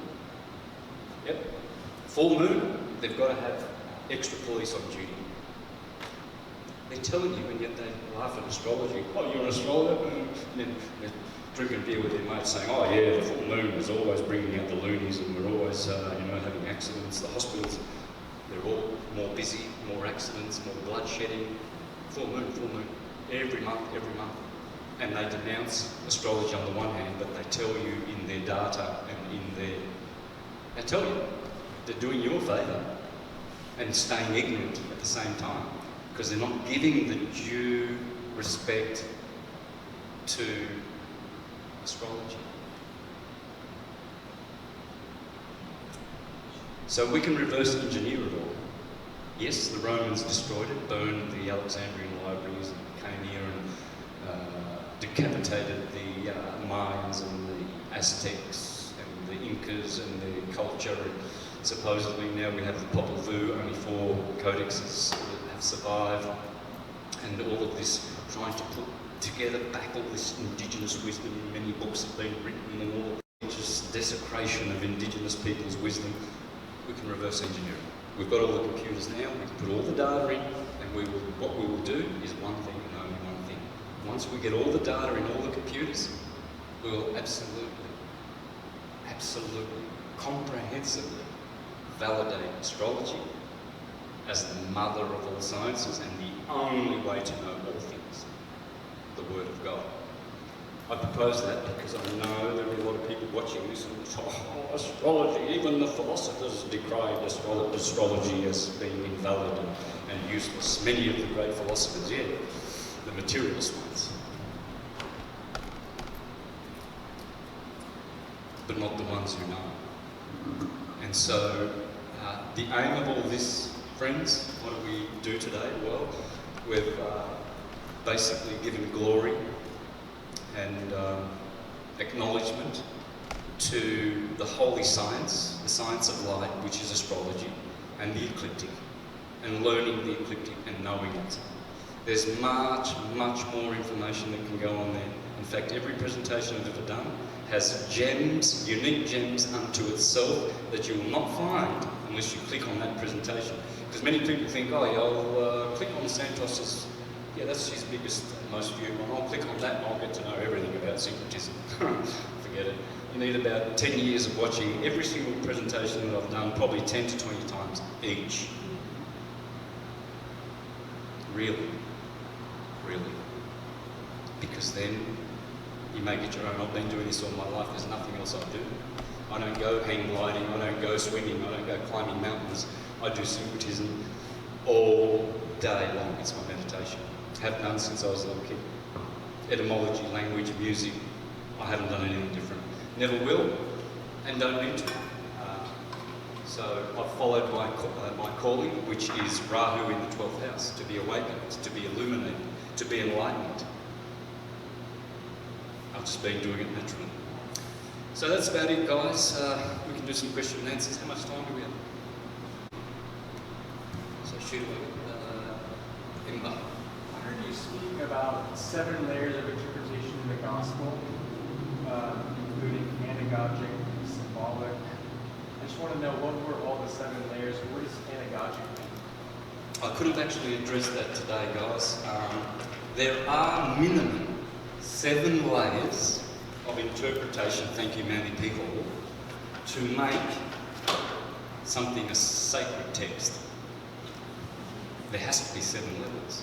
You can't just have, you know, like 2 levels, like when you're talking to your husband or your wife and you're saying, oh, let's talk about the birds and the bees, shall we? And the kids are listening. Well, they understand it one way, you understand it totally a different way. Right? But that's 2 levels of interpretation. There must be 7. And these are the ingredients for a gospel. Always these will be underlying every nursery rhyme and every gospel. Always. There will always be an astrological. There will always be astrotheological.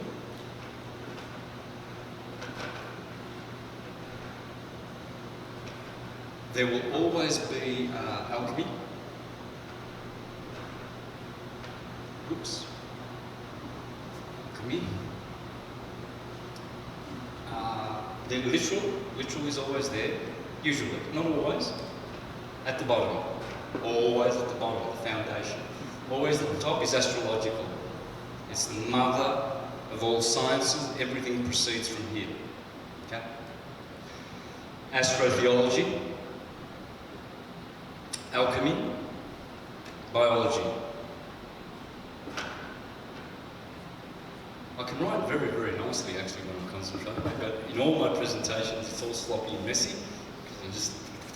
But yeah, I can. Usually my writing is horrible if I don't use it, but it's, Biology. So I can put anything here, gematria. I can choose any of the hundreds of levels, you know, but I'm just going to pick gematria. I could put numerology in there, but it's in gematria. Sacred geometry,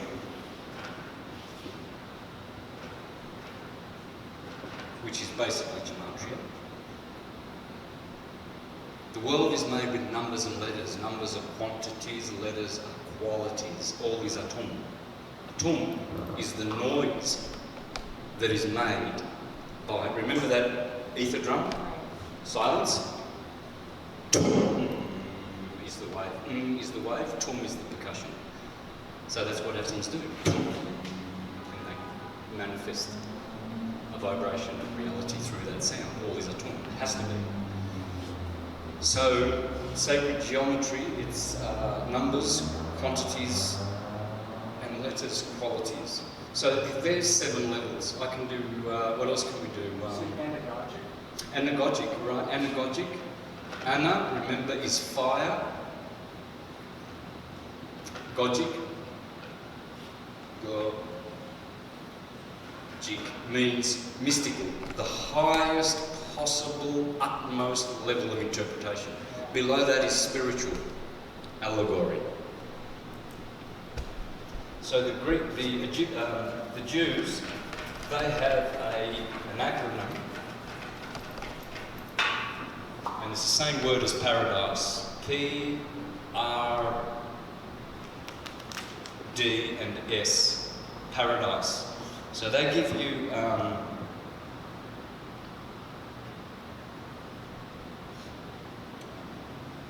paradise, that's Sod. But there's 4 levels. This is literal. This is,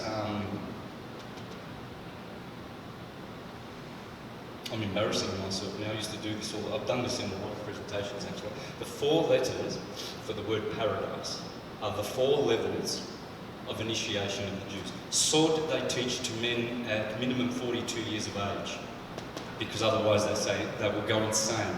This is the literal. Pradesh, that's it. Pradesh. Pradesh. Resh. No, it can't be Resh. Drash. Pradesh. And Sod. Anyway, it goes from literal to anagogic. That's anagogic. This is allegoric here, and this is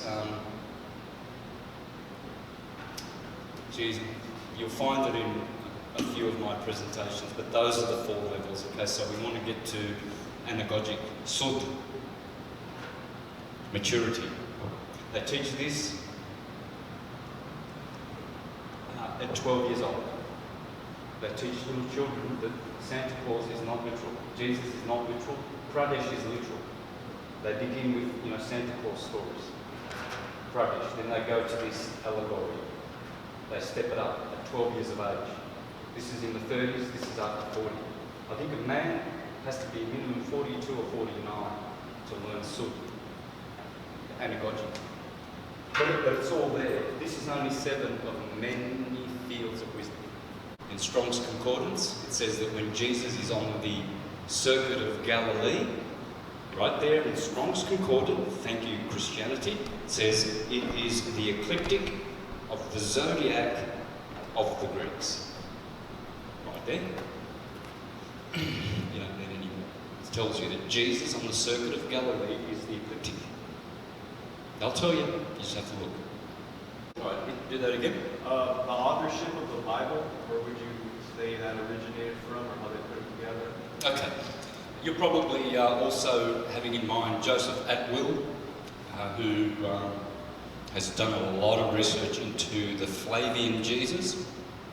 Then there's Francesco Carlotta, an Italian multilingual researcher who has discovered the Julian Jesus. Julius Caesar, JC, is Jesus Christ. He points out that the Julians did this, the Flavians 80 years later.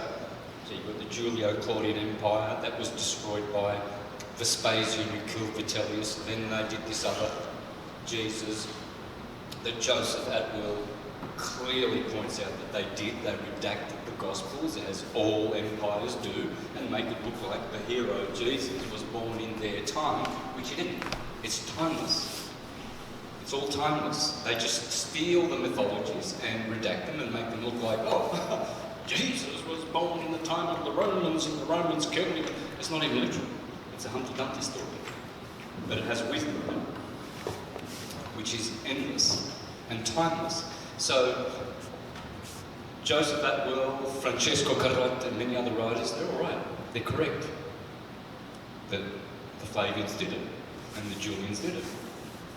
But that's not where it begins, nor where it ends. The Gospels are timeless. Period. You can prove that by reading Bhagavad Gita, Ramayana, Mahabharata. All of them have exactly the same story. It's all the same story. Same. Everywhere you go, always the same story. Therefore, it is the same story. That's astrological. So, Francesco Carota points out that both JC Julius Caesar have a calendar. It's called the Julio-Gregorian calendar, and it's also called the Anno Domini calendar, which refers to his counterpart, Jesus Christ, the year of the Lord. So he goes, duh, that's a no-brainer. They've actually got, they call it the Julian calendar, JC, and then they actually call it Anno Domini, going back to JC, his other non-fictional counterpart.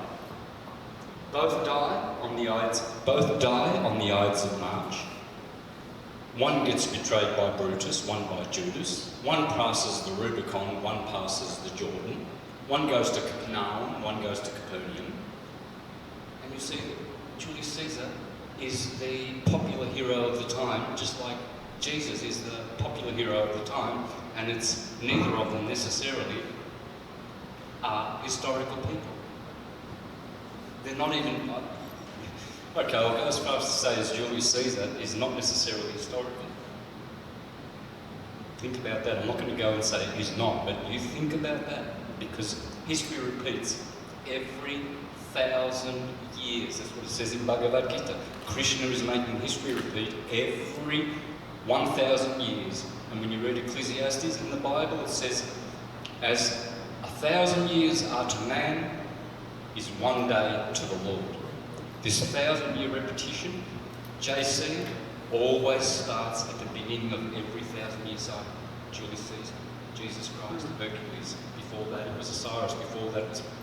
Every 1,000 years, the same pattern happens. In fact, it's every 1,008 years. That's the true repetitive cycle now. Every 1,008 years, history absolutely, exactly repeats with different variables. There's other ways I can show you that history is a 1,000-year thing. Look at the work of Anatoly Fomenko. I've got his books at home about the 1,000 years that are missing here and what have you. By reading him, I worked out that, and Bhagavad Gita and many other scriptures, that it's a repetitive pattern of 1,000 years, and it's 1,008 years, which is based on Uranus' cycle.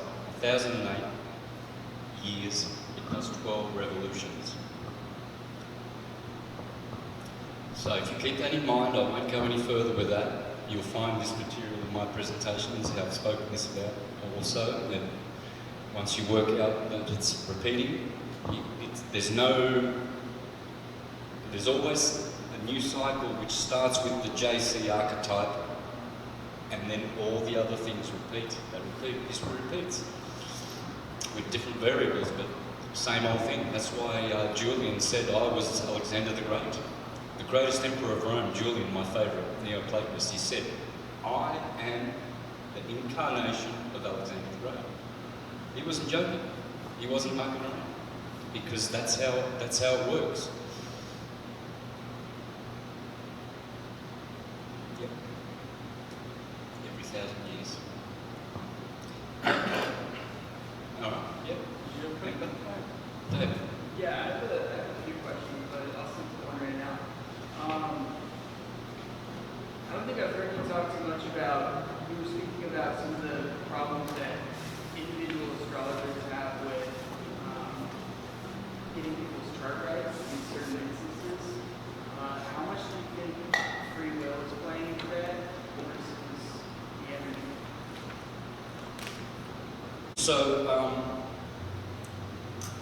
charts have many variables and ways of looking at it and interpretation. So one astrologer says, oh, your Mars is in Capricorn, this means you're going to be do-do-do-do. The other one says, no, it's going to mean this, that, and the other, right? Yeah. Is that the fault of astrology, or is it the fault of the astrologer that there's so much discord? The astrologer, not astrology. Because we only have the fragments of this great science.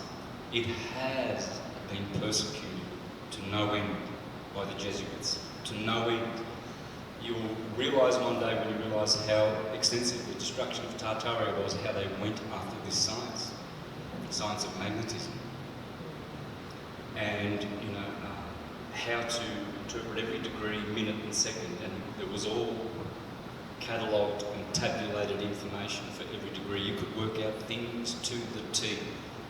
So you think you can predict pretty much Anything and everything, to the very, very detail.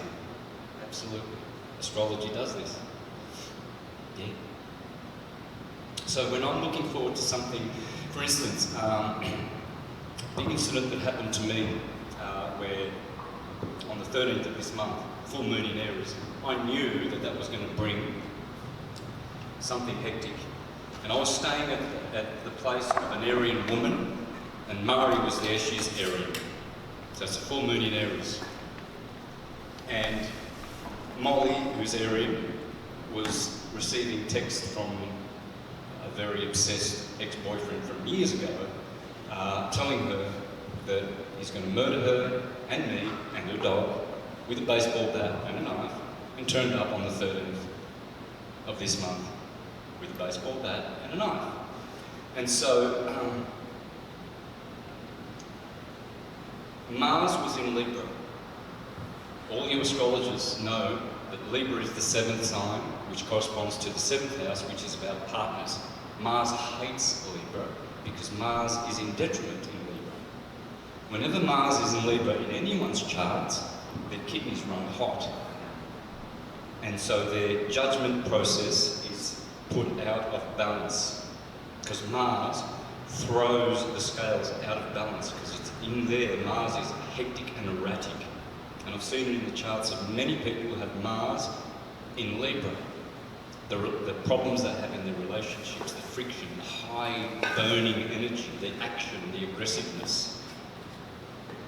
Well, that was in general. Think about it. Have you spoken to some of your friends? Have you noticed how many married partnerships are struggling? I'm struggling with my boyfriend, my girlfriend, right? That was the general energy of Mars in Libra on the 13th. So here comes this guy, he knocks on the door, she opens the door, baseball bat starts swinging. And that's Mars in Libra. Accidents, cuts, injuries. At the time, the moon was transiting my 8th house. The house of death, accidents, injuries, surgery. Anyway, to make the story short, because I did tell you about this earlier on, unfortunately, he got himself killed. And that's the sort of thing that Mars in Libra will do. Your actions will be impaired.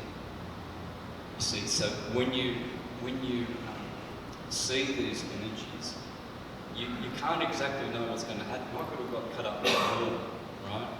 A lot less. It could have gone many different ways, but the general condition was that Mars in Libra will bring bad judgment, erratic behaviour in partnerships and breakups of marriages, etc.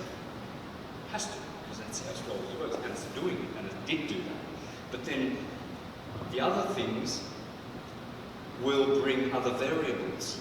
That's the general tone of what's coming for that period, of that transit. But then all the other degrees and all the other planets playing part of this theatre, changing the dynamics of the theatre, they all come into play as well. So in another timeline, that event could have happened again. I could have been cut up and sliced to pieces, and his the other person could have been hospitalised or something like that, or any other variable. But in this timeline, all of those degrees, if we had all the information, we would see that it was happened and orchestrated and choreographed exactly to the planets. Exactly to the planets. I wish I could share with you some of the examples that I have that I've done transits for people, gone back years, gone forward, and seen what I've seen in my experience. I wish I could just share that with you. Just download it onto you, and then you'll be really understanding what I'm saying. It's all absolutely orchestrated to the very last, even to the breath you take. It's all there.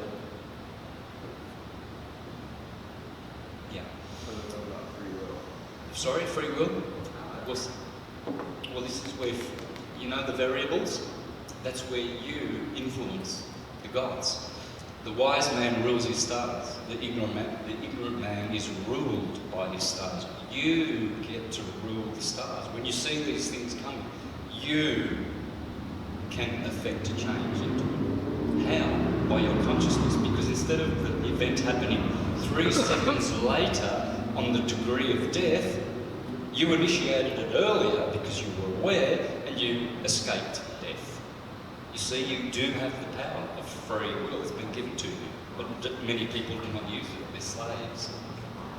They think jail is a building. It's a condition. When I was in jail, I didn't think I was in jail. I was free. I said to people, there's people outside of jail that are more in jail than me inside of jail with bars. They've made their own jail for them. Everyone's in jail. They're all bound by their passions and lusts and addictions and desires, and they're all lost. Signing up for more cycles of necessity. Licentiousness, polyamory, promiscuity, pornography, lust, alcoholism, addictions, and they go round and round, and they're just signing up for more pain, which is the other side of pleasure. So, getting back to my story, I'd like to help also explain that what happened 3 weeks ago was angelic deliverance. I saw the hand of extra-dimensional entities helping me to survive. And that is how it transpired. I know that. It wasn't me. This guy's 6'2", 5'7". He had weapons, I didn't. He was premeditated. I just knew about it the moment I was about to run out the door and I heard Molly screaming, "Help!" and I ran back. But what did I bring to the table? So some people say, "Oh, that was heroic of you, Santos." Anyone who has love in their heart and who's integrated would do the same thing. But the result may be different. Why did I succeed? Well, I give the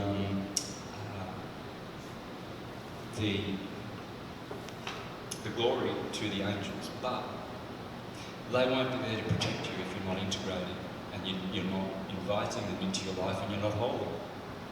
So what did I do? Well, I brought my integrity. I brought my strength. I've been teaching that the true diet which makes you spiritual and strong is abstinence from animals. I've been teaching that ejaculatory sex will make you weak. Just ask any coach who tells his fighter, "Don't you have sex for a week if you want to win that fight." And he'll tell his team, "Stay away from your ladies for a week and you want to win the cup." Sex will debilitate you and make you weak in the knees because you're sacrilegiously desecrating your own temple. Every ejaculation you have is smashing and destroying your life force and creating wormholes to demons. Sorry to have to tell you, but that's how it works. So I brought that. I always say, ejaculators lose and non-ejaculators always win because they keep their strength. I'm keeping my minerals for me. I ain't going to give it to nobody. No one gets it. No one gets my DNA unless they're perfectly clean. See these polyamorous people?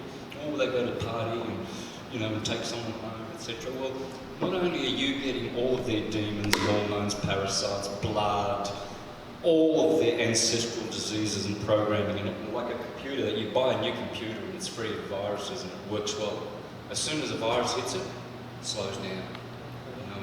It doesn't function properly. Not only are you getting all of theirs, but you are now donating your DNA to all your polyamorous people.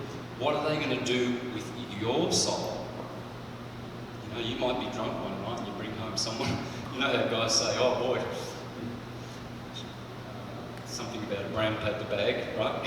When they're drunk, they don't need it. Well, because you bring anything home, right? And sometimes it's an unwanted pregnancy, it's a disease, or it's heartache, or you wake up, right? But you've just given them permission to go and do whatever they want with your soul. It's in your saliva. You don't, even when you kiss someone. This is why it's very important to be careful who you interact with. Even just like this is sexual. Sorry to say, brother, but I'm having sex with your Taurus field. It has to be. Yeah. It's radiating. We're radiating together. And do I like you? Yeah, I do. It feels good. I feel good with you people. Right? But it's not sexual as in physical and that kind of sex. It's transcendental sex. You know, it's that energy of goodness. Sex is beautiful. It makes you strong. You don't feel weak when you're aroused, do you? You feel like sexually aroused. Oh, I hate this feeling. No, it inspires you to do something with it. What do you do? What do you do? Careful. Because in every minute and every second, you are losing your soul or gaining it. It's very important. So that's what I brought. I brought integrity. And, well, fast speed as well. I'm very fast, you know. And that would have, like when I opened the door, the guy was, Molly was on her knees. He was about to take the third hit on the head. And then he looks around, there I am. And I was just quick, I grabbed the baseball. And, you know, then he held me to the couch, pulled out a knife, cut my hand. There's the wounds. I've got 3 little cuts. That one, and that one. Right, that's it. And it was all a blur. It lasted for about 10 minutes. And I tell you, I cannot remember every detail, neither can Molly. And yet he bled to death within 10 minutes. We called the police, they came. It was all clear cut and dry. They saw what happened. They saw the texts, I'm going to murder Santos, your lover. I even told him, I said, Stephen, you've gone too far already. He was on top of me trying to knife me to death. You're going to jail already. Stop now. There's nothing between us. Yeah? Die for nothing. Because this is what happens when you're obsessive and you don't let people live their life. And so I've seen angelic protection in my life many times. When I was a teenager, I was running a restaurant and a balaclava-clad, knife-wielding man came in. I was playing Dream Lover by Little River Band. Dream Lover. And in comes this friggin', not a dream lover, but this guy who's saying, give me all your money. I was managing a roadhouse. I was 18 or 19, managing a roadhouse, and I saw angelic direction. I was going to be cut up that day, and then I said, all right, oh, no worries. No, I'll put the guitar down. I'll put it over here near the heater. There's the money, and I'm going to the door, and something just lifted me, just pulled me away, and I grabbed that door, ran towards the police station, and was delivered. You know, that's when I was young. I saw that, but this one that happened 3 weeks ago, it's on another level altogether. On another level altogether, and here I am. Mari saw it. She was outside sleeping in the van. She called the police. She's Aryan as well. And I saw it.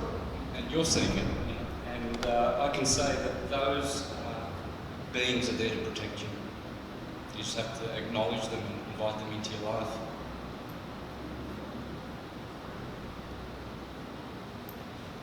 Yeah, so that's the only reason I'm sharing it, because I've been speaking about it all my life, and we have to know that it is real. Life is serious. We are creating a light body with beauty and wisdom and growing. Yeah, I can see it here. It's happening. The more conscious we are, the more we emanate light. Have you noticed that? So someone who's dull and not very conscious, there's not much inspiration there. It's like this flow is depressing. Move on. Right? But this is creating a light body, and it's what we do. Alright, any more questions?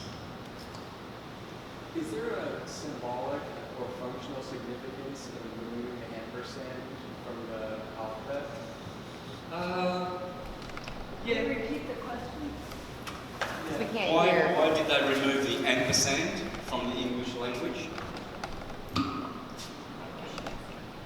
Oh,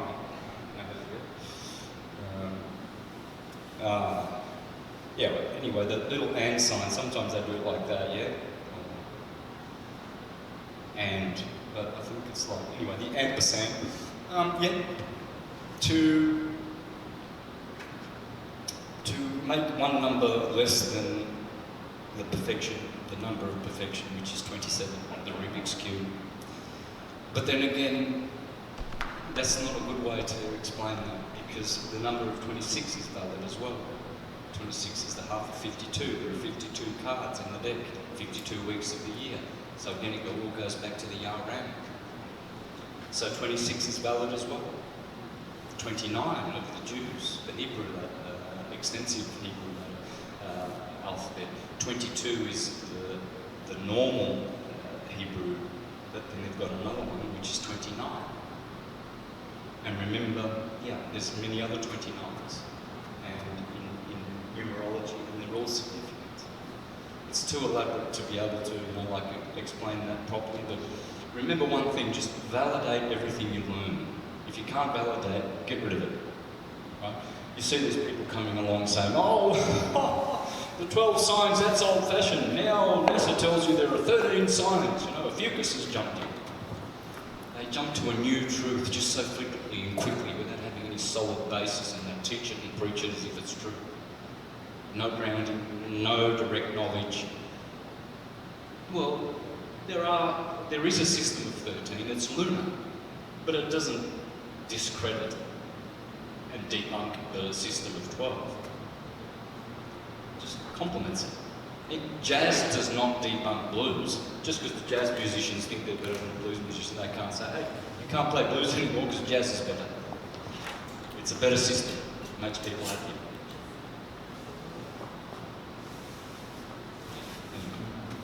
What is your take on like the Neanderthal and alien hybrid, like human hybrid, something like that? Well, the story of Cro-Magnon becoming from ascending from Neanderthal, what was it, 15,000 years ago? When is Cro-Magnon? We got Cro-Magnon, yeah? When did that happen? 15,000 years ago? I forget now. But anyway, we jumped from Neanderthal to Cro-Magnon, okay? So, or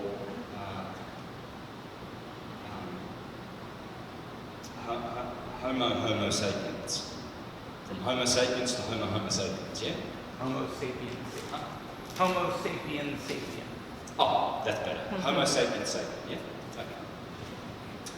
So, I would like to offer a way of understanding that. I'm not saying this is how it is, but when the scriptures talk about the return of Christ, etc., the second coming, the Elysian fields, paradise which is coming, Armageddon, all of this hopeful about, Christ consciousness returning and the glorious golden days, it's all showing how the evolution of humanity, not that we've evolved a la Darwin, but evolution is a true doctrine, not Darwinian evolution. Forget about that. That's material. It's materialist because it starts from a material soup and goes back to cause. So a material nothing just made humanity and consciousness and everything like that, and then it goes back to spiritual causes.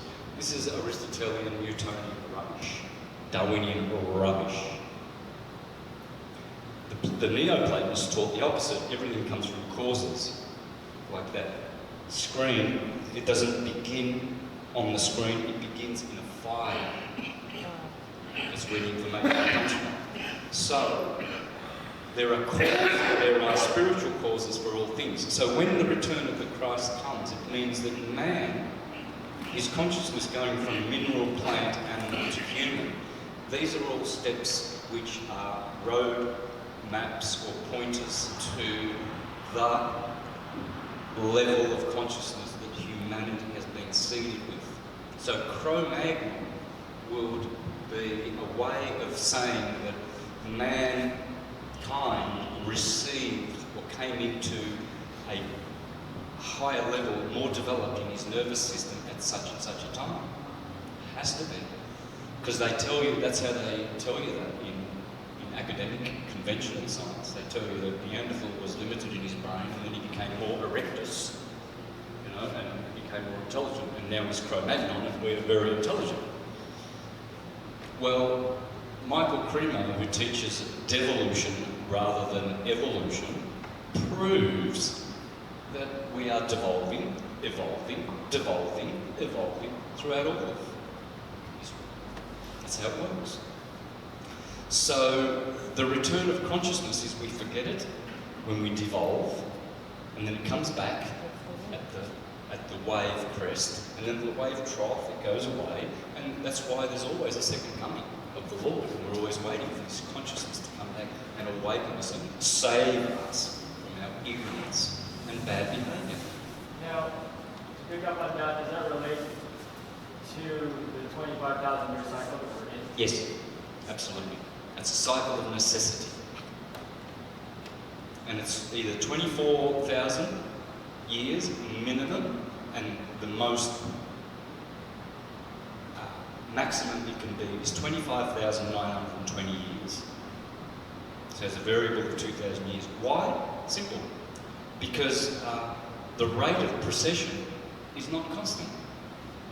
It's variable, the rate of precession. Well, because this cycle we're mentioning is the cycle of precession of the equinoxes, which is 25,000 years, right? Well, depending where you are in that cycle, if you measure it over here, it could be speeding up, it could be fast at that period.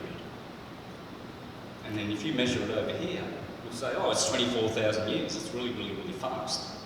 But at its slow points when you measure it, it will read to you that it's going to go for 25,920 years, depending on where it's read, because it's variable, and you can prove that. The rate of precession is variable. I've seen the data from astronomy. I've seen that it's, they say it's 72, 1 degree every 72 years. Well, it's sped up recently to about 1 degree every 69 or 68 years. It's changing, it's variable. I know that doesn't relate to the subject that we just covered, but what you're talking about, what's that? You mentioned before that where the binary starts and where Sirius. And there are others that have explored the possibility that where the binary starts is with a different star, like maybe Nibiru is another star. It's affecting us somehow. What can you tell us about that? How would we sort of make that all tie together? So,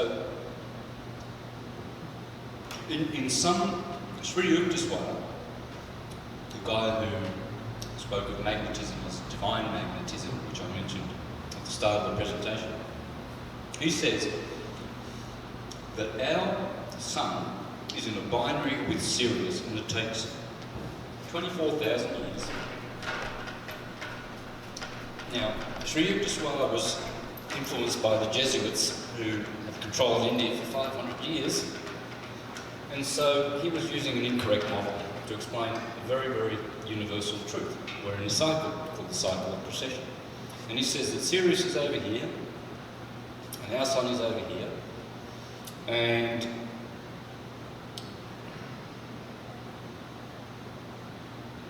gee, I forget how to write the. I used to do this a lot, actually. So they're coming towards each other.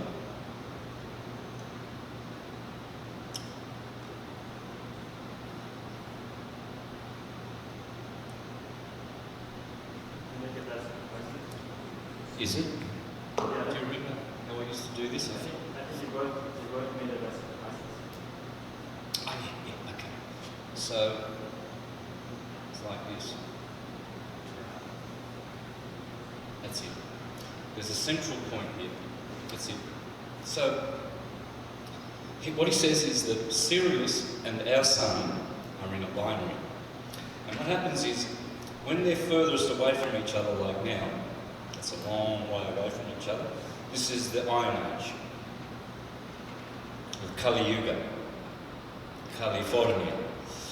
As the sun goes around to here, and Sirius comes to here, now they are close to each other. That's the Golden Age. Close, far away. So as Sirius is going away, it's redshift. When it comes back, it turns blue, which it is blue now. The Ptolemy mentions that Sirius was once red. Marcus Manilius says it was blue.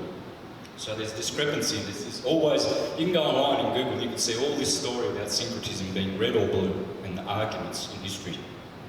Was it red or was it blue?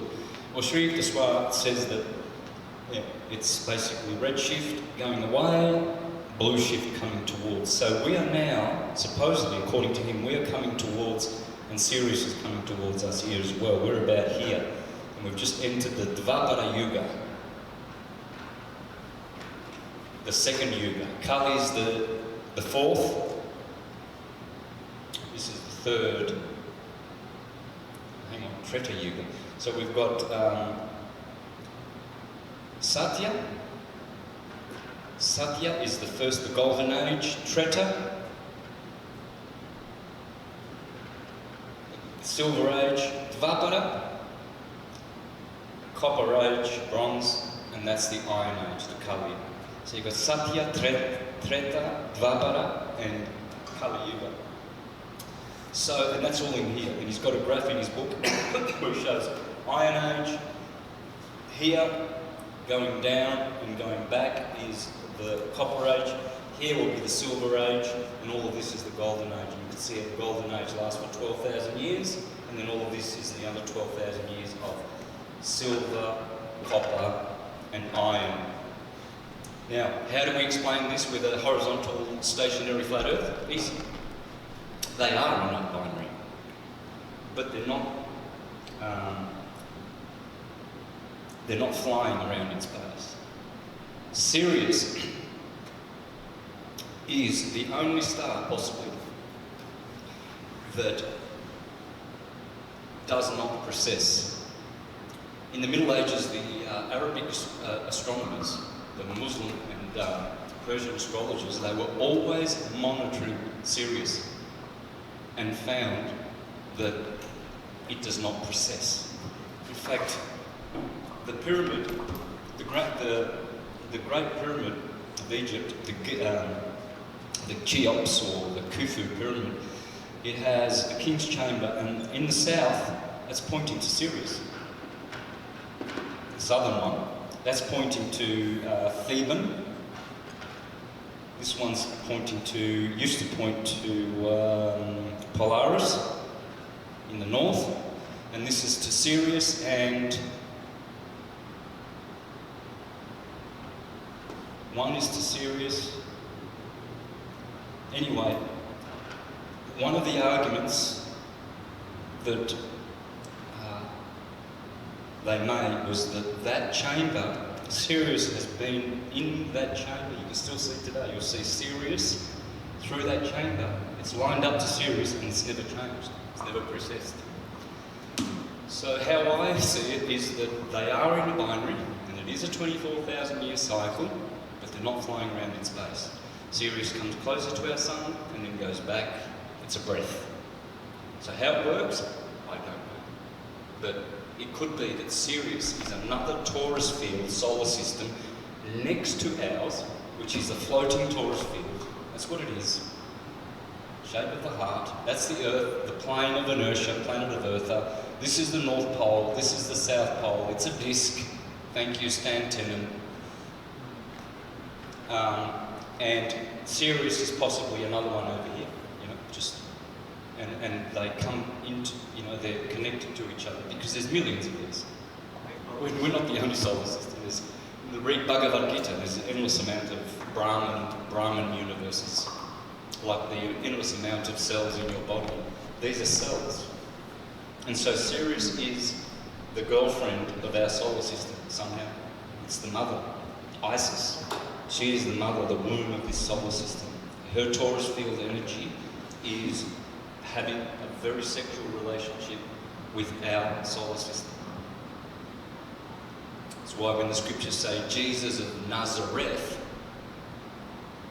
it's saying Jesus of Sirius. The Arabic words point to Sirius because our sun is Jesus. And if it's from Isis or Sirius, it's telling you that it is the mother system of our solar system.